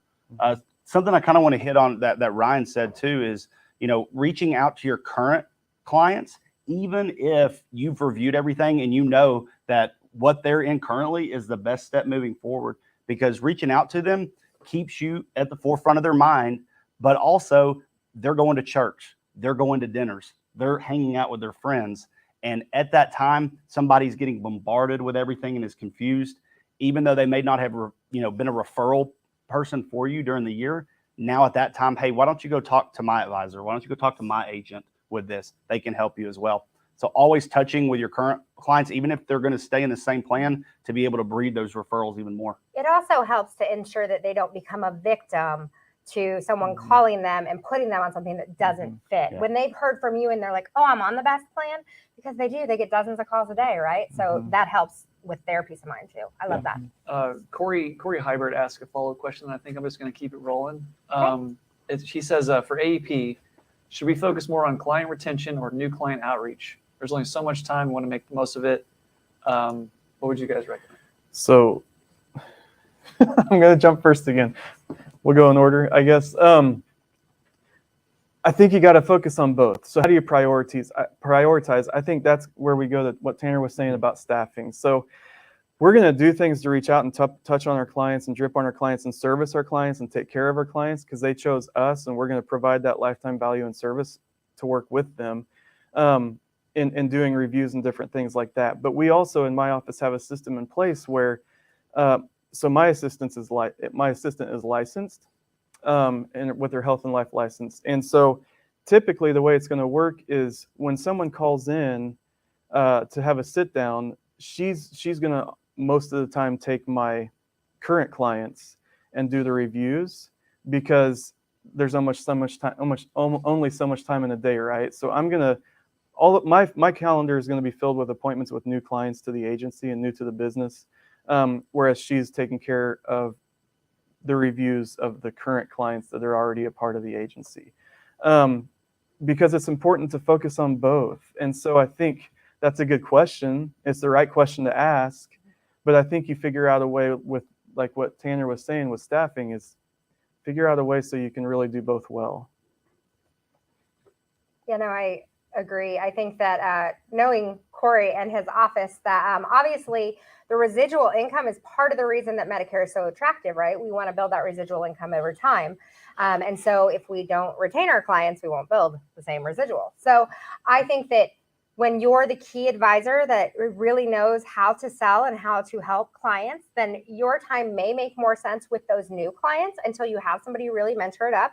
Again, the clients who are occurring back in your business, they can be helped by other people.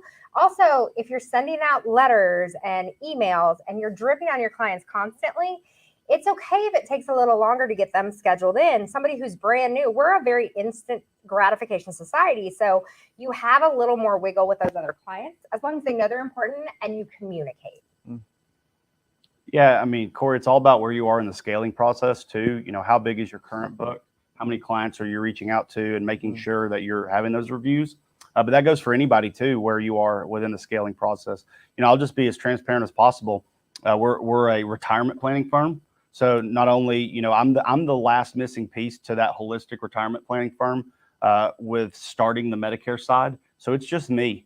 We have 2 client relations managers that work up front, but they are very, very tasked on the financial side of things as well. So it would be overwhelming to start helping service those clients. So I'm doing a little bit of that, but it's going to be me having to hire somebody part-time, whether that may be a virtual assistant or whether that may be somebody in person that works from home and that's using my CRM, and I'm helping with that for that data entry because, you know, hopefully moving into the second AEP, you know, I'm going to help obviously service my clients and making sure that everything is good to go for next year, but it's also about building a book too and being able to continue growing because you can, you know, sometimes one person can only grow it so much before you have to start scaling on the staffing side. Right on. All right. Another question was directed at me. It says, Landon, could you please provide more details on social media marketing and how to advise an agent getting started? So what I would tell you on that is there's really 2 different areas of social media activity. There's organic social media activity, which is you just posting and doing a lot like what Tanner said earlier, which is just, you know, sharing some videos, sharing some stories, sharing some client testimonials, just making sure that your network is aware of what you do. An example of what not to do is say something like, you put insurance on your cell phone, but yet you won't put life insurance on your daughter, you monster. That kind of stuff is like pathetic and dumb. So don't do that. Just focus on educating, but that's what I mean by organic, like sort of activity. So, you know, think of social media as like a way to get in front of a lot more people than you ever could ever in the past before social media. Now, if you start hitting a pedestal and you're like getting preachy with it all, then that just annoys people and turns people off. You just want to focus on educating and adding value to your audience.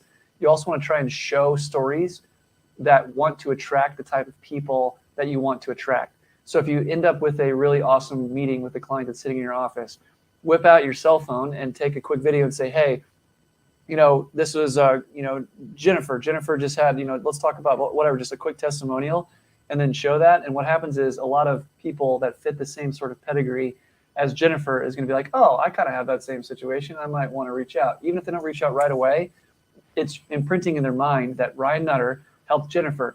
I'm like Jennifer, maybe he'll help me. That kind of stuff happens all the time, right? That would be what's considered organic traffic. Now, if you want to get into the paid game, which is like developing leads, developing contacts, getting into all that, I would just recommend that you allocate a budget.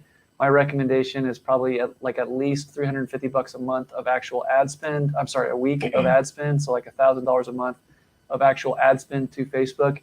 Then you want to target, you know, what are you trying to do? Are you trying to pull out DSNPs? Are you trying to do LIS? Are you trying to do Med Advantage? Are you trying to do T65 mailers? Are you trying to do general Medicare? Are you trying to do life insurance? What is it that you're trying to accomplish?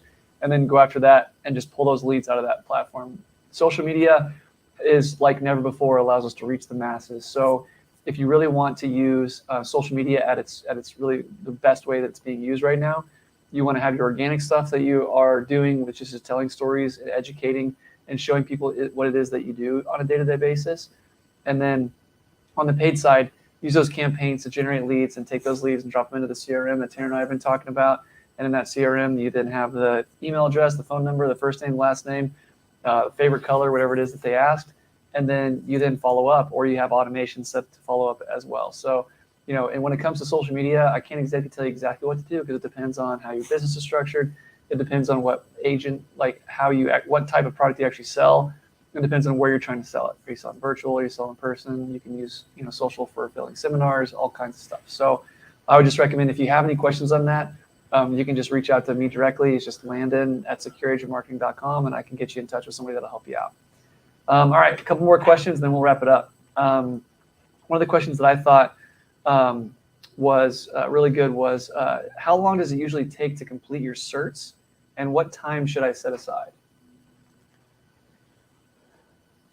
So the AHIP, which we talked about this morning, if you're going to go through the process of just kind of really getting through it, I describe the AHIP as learning how to drive by reading the car manual. So I'd say you want to set about half a day aside for the AHIP. You'll get faster on that. But the actual carrier certifications will range by carriers. But remember that you should be doing income producing activities during the day. So set aside time at night. And if you set aside 2 hours a day for a week, every evening or in the morning or something, you should be able to knock them out. I would say I can knock everything out in half a day, but I've been doing this for a while. So yeah, you guys. So our office, we just kind of make a day of it. It's not very fun, but like Kim said, the more times you do it, it's kind of gets, you just know the answers. I mean, you know what questions are going to be coming, and you just get used to how they present it. And we just make a day of it. So we'll get breakfast together, and then we're going to knock out the AHIP. We'll a lot of times wait till we can do all the product training for each of the companies as well, and just get it all done in one day, and then finish the day with golf or something like. You need it. Hey, afterwards. Yeah. We're done. Let's go golf. So we just kind of say, hey, this is the day we're making the AHIP day. Can I come to Kansas and help do that? I need to want to golf too. Okay. He just wants to golf. No, I think it's all about your personality type. How do you go about things, whether it be cleaning at your house, even laundry? Are you somebody that waits and you let it kind of pile up and then you have to do everything at once? If you're that person, like Kim said, set aside an hour or two every night to knock it out, because that's going to help you not push it off and then get overwhelmed come August or September. So make sure you're time blocking that out. If you're somebody like Ryan said, that where you just make it a day of it yourself by doing everything in a day and you're okay with that, then that's a good strategy as well. So I think it's just customizable to who you are, and you know yourself better than anybody else. And it sounds crazy, but I will say my best practice that I tell all of my agents is you should have your certs done by the end of July, because a lot of other stuff is coming. And like Ryan even mentioned, you are going to be overwhelmed and behind the 8 ball, because come July 22nd-ish, the carriers start rolling out their first looks, and you don't have time to look at the certs because you're trying to look at the products, and it can just get overwhelming. So plan and execute that plan.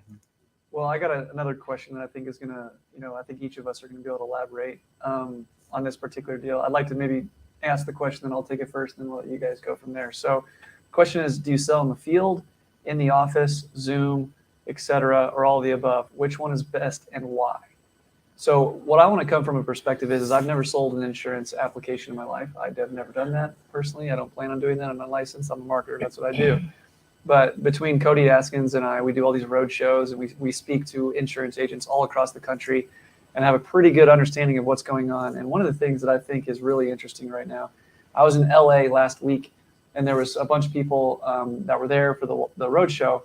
And I said, how many people sell face-to-face, belly-to-belly, as their primary source of getting business? There was one person that raised their hand. I said, how many people predominantly sell virtually, over the phone, but also will do face-to-face if they need to, but a lot of their business ends up being over the phone or virtual, and everybody raised their hand. I asked that same question 3 years ago when I was starting to get my head around this whole deal, and it was not the case. It was maybe 50-50. COVID really showed two things, that the consumers are willing to do business online and virtually, and also that agents can be successful if they want to go down the not necessarily telesales route, because me calling on my cell phone isn't necessarily telesales, although we're doing a lot of business over the phone and over Zoom, et cetera. So I'm seeing a massive trend towards virtual. One of the reasons that it makes it a lot easier to do that virtual as well from a marketing perspective is because the results of your marketing campaign are going to be extremely defined by the amount of audience that you can target in that particular campaign. So if you're in Chattanooga, Tennessee, and all you can target is Chattanooga, Tennessee in a 50-mile radius, as opposed to the entire state of Tennessee, then you're going to limit your opportunity. You're going to increase your CPLs. You're going to increase your cost per acquisition. And it's not necessarily a bad thing because you have more relevance in that market, but you limit your reach and you limit your results from your marketing. There's pros and cons. So it's not necessarily saying that, like, if you're not doing virtual, you're an idiot. That's not what I'm saying at all. But I'm just saying that's one of the another reasons why you're seeing a massive trend towards virtual, is because it's just easier to fish because there's more people that are, looking for help across the state as opposed to in your city that are willing to meet with you. What have you guys found in terms of virtual? What do you guys do? How do you guys implement that strategy? Man, so we got to follow that. I mean, that's good stuff. I mean, it's kind of about the business model you choose and which direction you're going. We're more of a brick and mortar shop.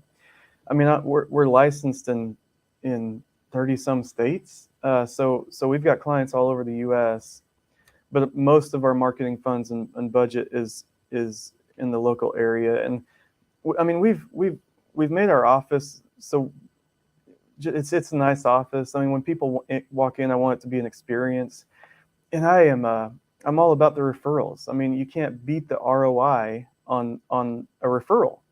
Like, I mean, somebody calls you because their friends that they know, love, and trust said you need to call this guy, and they come in, and there you go. You can't beat that. So a lot of we're just trying to build a brand where we're at, and we've got brick and mortar. We try to make it a memorable experience when they walk into our office. And so I'd have been the guy at LA that raised his hand saying I'm mostly belly to belly. I mean, I do a lot of phone sales as well, but the majority is face to face, sitting at a table drinking coffee and talking about their grandkids. So what was the question? The question even? was, what do you recommend? Which is best and why? It's that's hard to say. What do you recommend? Because I don't feel like either is necessarily better than the other. I think it's what you prefer. And I really am big on generating organic lead flow through referrals and building a lot of different referral networks. But we use our brick and mortar office to build that out. That's a big part of what we're doing. So majority of my business is face to face. I think preference is important, but then I think it's also important to critique yourself and see what works best for you. Some of us are better face to face. Some of us are better on the phone. Like, we all have our knacks, right? There's an agent in Kansas City who he'd been doing it a long time, and he was completely against, virtual and Zoom, and COVID happened and there was really no choice. And after AEP during 2020, he said, oh my gosh, I got through appointments so quickly because a lot of the back and forth and him and ha was gone. And so he had like a record AEP simply because of where it put him. And now that's what he prefers, is the Zooms. I've only ever had one client that said they wanted to meet me in person in order to do business with me, which great. They came into the office. But otherwise, I think it's what works for you. I do a lot on Zoom because my business is 99% referral. And a lot of times it's not in the state of Kansas. I have, family everywhere, and as much as I want to, I can't go to Florida to take all my apps. Sure. You can write that off. I mean, everything that was said down the line is so true, and it is your preference type. My first year last year, it was everything. I was in the office because we are still like Ryan, a brick and mortar type of office, but I was in the field as well because, if I was meeting with a Medicare beneficiary and they had some health issues and they couldn't travel, I would go out and meet them in the field. That's just what I did. Any way to grow my business in that first year, I did it. I tried my best to do it, whether that be over the phone. Now, like Kim knows, my style, I love being in person because having that interaction and that face-to-face conversation, I feel is a strength of mine with communication. I've worked really hard on the phone side of things, and it's all about knowing what your strengths and your weaknesses are. But hopefully, and I'm getting there right now where I'm at the point that this AEP is going to be really hard for me to be kind of everywhere and stretched thin. So it's going to be more of an in-office style, on the phone, on Zooms, with people helping that way. But also those current clients and people that are in, the city, we would prefer them to come in office, because having that brick and mortar and having that, aspect of them in the office and seeing the all of the office is something that's big on even the financial side too. I feel like you guys keep pulling my compliance hat out, but I'm going to pull it out myself and say, I know there's a lot of younger people getting into the industry. And so the one thing I do want to say is do what you feel safe doing. There's no reason that you have to go to someone's house to take an app. So if don't feel like, hey, do whatever you have to do. Also keep in mind what you feel safest with. So, I mean, as a woman, I would not go to a stranger's house and take an app, nor would my dad be okay with that, or my husband. So, but do what you're comfortable with. Let's end with this one question, unless you want to keep going. But I think the final question, which I think is really good, I'd love to not chime in on this, is for you three, which I think it speaks to your point about being organized. The question was, how do you delegate responsibilities during your busy season? How do you actually go about that delegation? I think delegation started for me when my wife said, if you don't hire an assistant, I'm hiring a maid. Why can't she have a maid? Well, I didn't say she couldn't, but I felt like I was picking up what she was putting down. Go get a maid. You're welcome. I mean, I think I've already touched on this. It's a good question, and I think a big encouragement. So number one, I would rub shoulders with those that have gone before you, that are a little bit ahead of where you're at. Like, find a coach and be able to interact and ask these questions on more of a personal level, where you can kind of say, this is my vision. How do I accomplish this? This is what I want to accomplish. How do I do that? So find that person. Kim would probably be a really valuable resource. I mean, just call Kim up, and she's talking with agents all day. So she's very tied into what's going on in this industry. So, but I would invest in yourself too. So don't be afraid to spend the dollars, because to get in the room. So invest. So call up. I'm a big believer in, I know Medicare well, and I'm really good at Medicare, and I'm good at selling Medicare, and that's my thing. I don't know Facebook, and I really don't want to know how to market on Facebook at all. Like, zero interest. I don't know how to build a website. So I call Landon up. It's like, bro, help me here, and I'm going to pay you because this is your specialty, and I'm just going to focus on selling. It's the same with organization. Like, delegation is really valuable in AEP, because this is when you can really, the saying, make hay while the sun shines. Like, this is our harvest.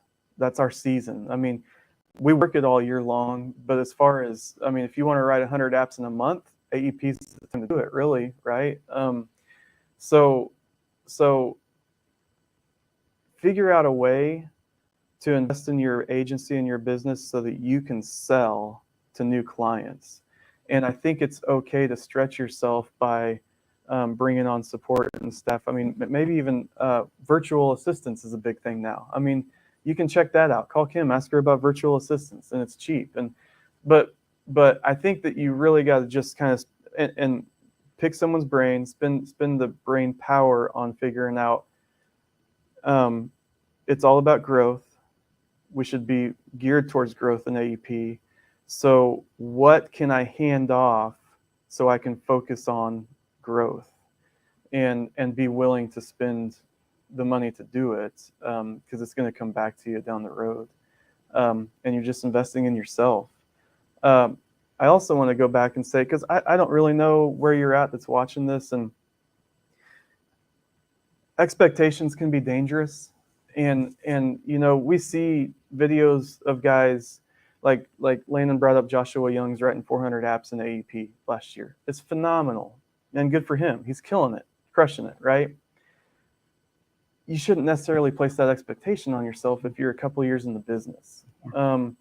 Because I think expectations can be dangerous, because even if you do well during AEP, if it doesn't look the way you want it to look, then you can be down on yourself. And so oftentimes, and I don't know if this is the right way to manage expectations, but I'll tell guys, whatever you do during lock-in, January 1 to October 14th, however much business you're writing, I feel like you should be able to double that. I should say the first 3 quarters of the year, whatever you do up till October 1, you should be able to double that during AEP. And so if you're a 100 app producer during the first 3 quarters, I feel like you're in a place where you should be able to write 100 apps during AEP. If you're a 200 app producer during the first 3 quarters, you should be able to double that during AEPs. And I don't know if that's necessarily true of everybody, because if you're in a heavy Medicare Advantage market, you're probably going to be just stacking AEP, where that's basically where you're writing most of your business throughout the year. I feel like they're in a med sup heavy market though, which that's kind of where I'm at. That's the reference, the framework that I use and think through. Is that okay? Yeah, that's great. I'm going to assume the person who asked the delegation question has someone to delegate to, because that's always the best part. And then honestly, I think that you need to sit down with the people that are part of that delegation plan, and they need to be part of that conversation. And you need to understand everyone's strengths, weaknesses, likes, and dislikes. So we do that here at Magellan Healthcare. And so I know what my team prefers to do or prefers not to do. It doesn't mean that they're never going to do something they don't prefer to do, but we build that plan together. So we have ownership and who's doing what. And then we have the relationship that also, again, they own it. That's their lane, and they want me to stay out of their lane. So Jen, who is like my right arm, she's our director of business development. If I start doing something that's hers, she'll stop me and go, why are you doing that? Or do you need me to do something? Like, help hold the person that delegated to you accountable, because they may think they're just helping you, or they don't even realize it. So I just think you need to include the people you're delegating to, build it together, and then give them permission to hold each other accountable appropriately. It's probably going to be hard for me to speak on delegation to others, just considering I'm me and I do everything right now. But I do want to speak on that person that is, by themselves, and that has that overwhelming aspect to it.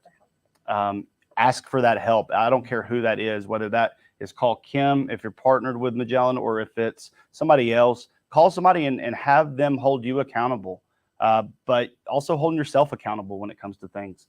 AEP is that time frame, that 7-week window where you're going to see in my flyer. I kind of treated it as like Duck Hunt when I was growing up. I'm from the South, so I don't know if you know Duck Hunt, the game on the Nintendo, where you're just finding every opportunity you can. But it's hard to find every opportunity you can when you're sleeping and you're in the bed. So if you're somebody that's waking up at 10 a.m. and that's hard for you to be a morning person, then start waking up at 6 a.m. in August. Just put it down, get your body ready for that. So when AEP does come, you're not, trying to adjust to that time frame. It's huge when it comes to accountability to yourself with that. Now, I'm a former coach. I love to coach. It's just a passion of mine. What I used to tell my girls in the softball and the fast pitch community, you can only control 2 things, your effort and your attitude. Those are the only 2 things that you really can control. You can't control, like Ryan and Lana said, another person and how many apps they write.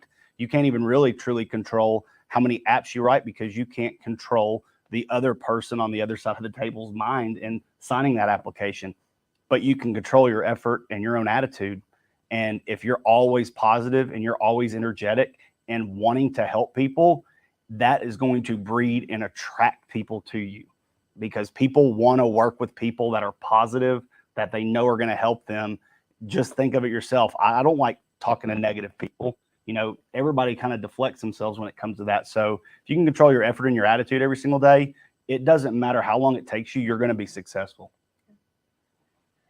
Okay, so we're going to wrap up. Thank you guys so much for joining us. I'll leave you with a final thought. You are your most valuable resource as an agent.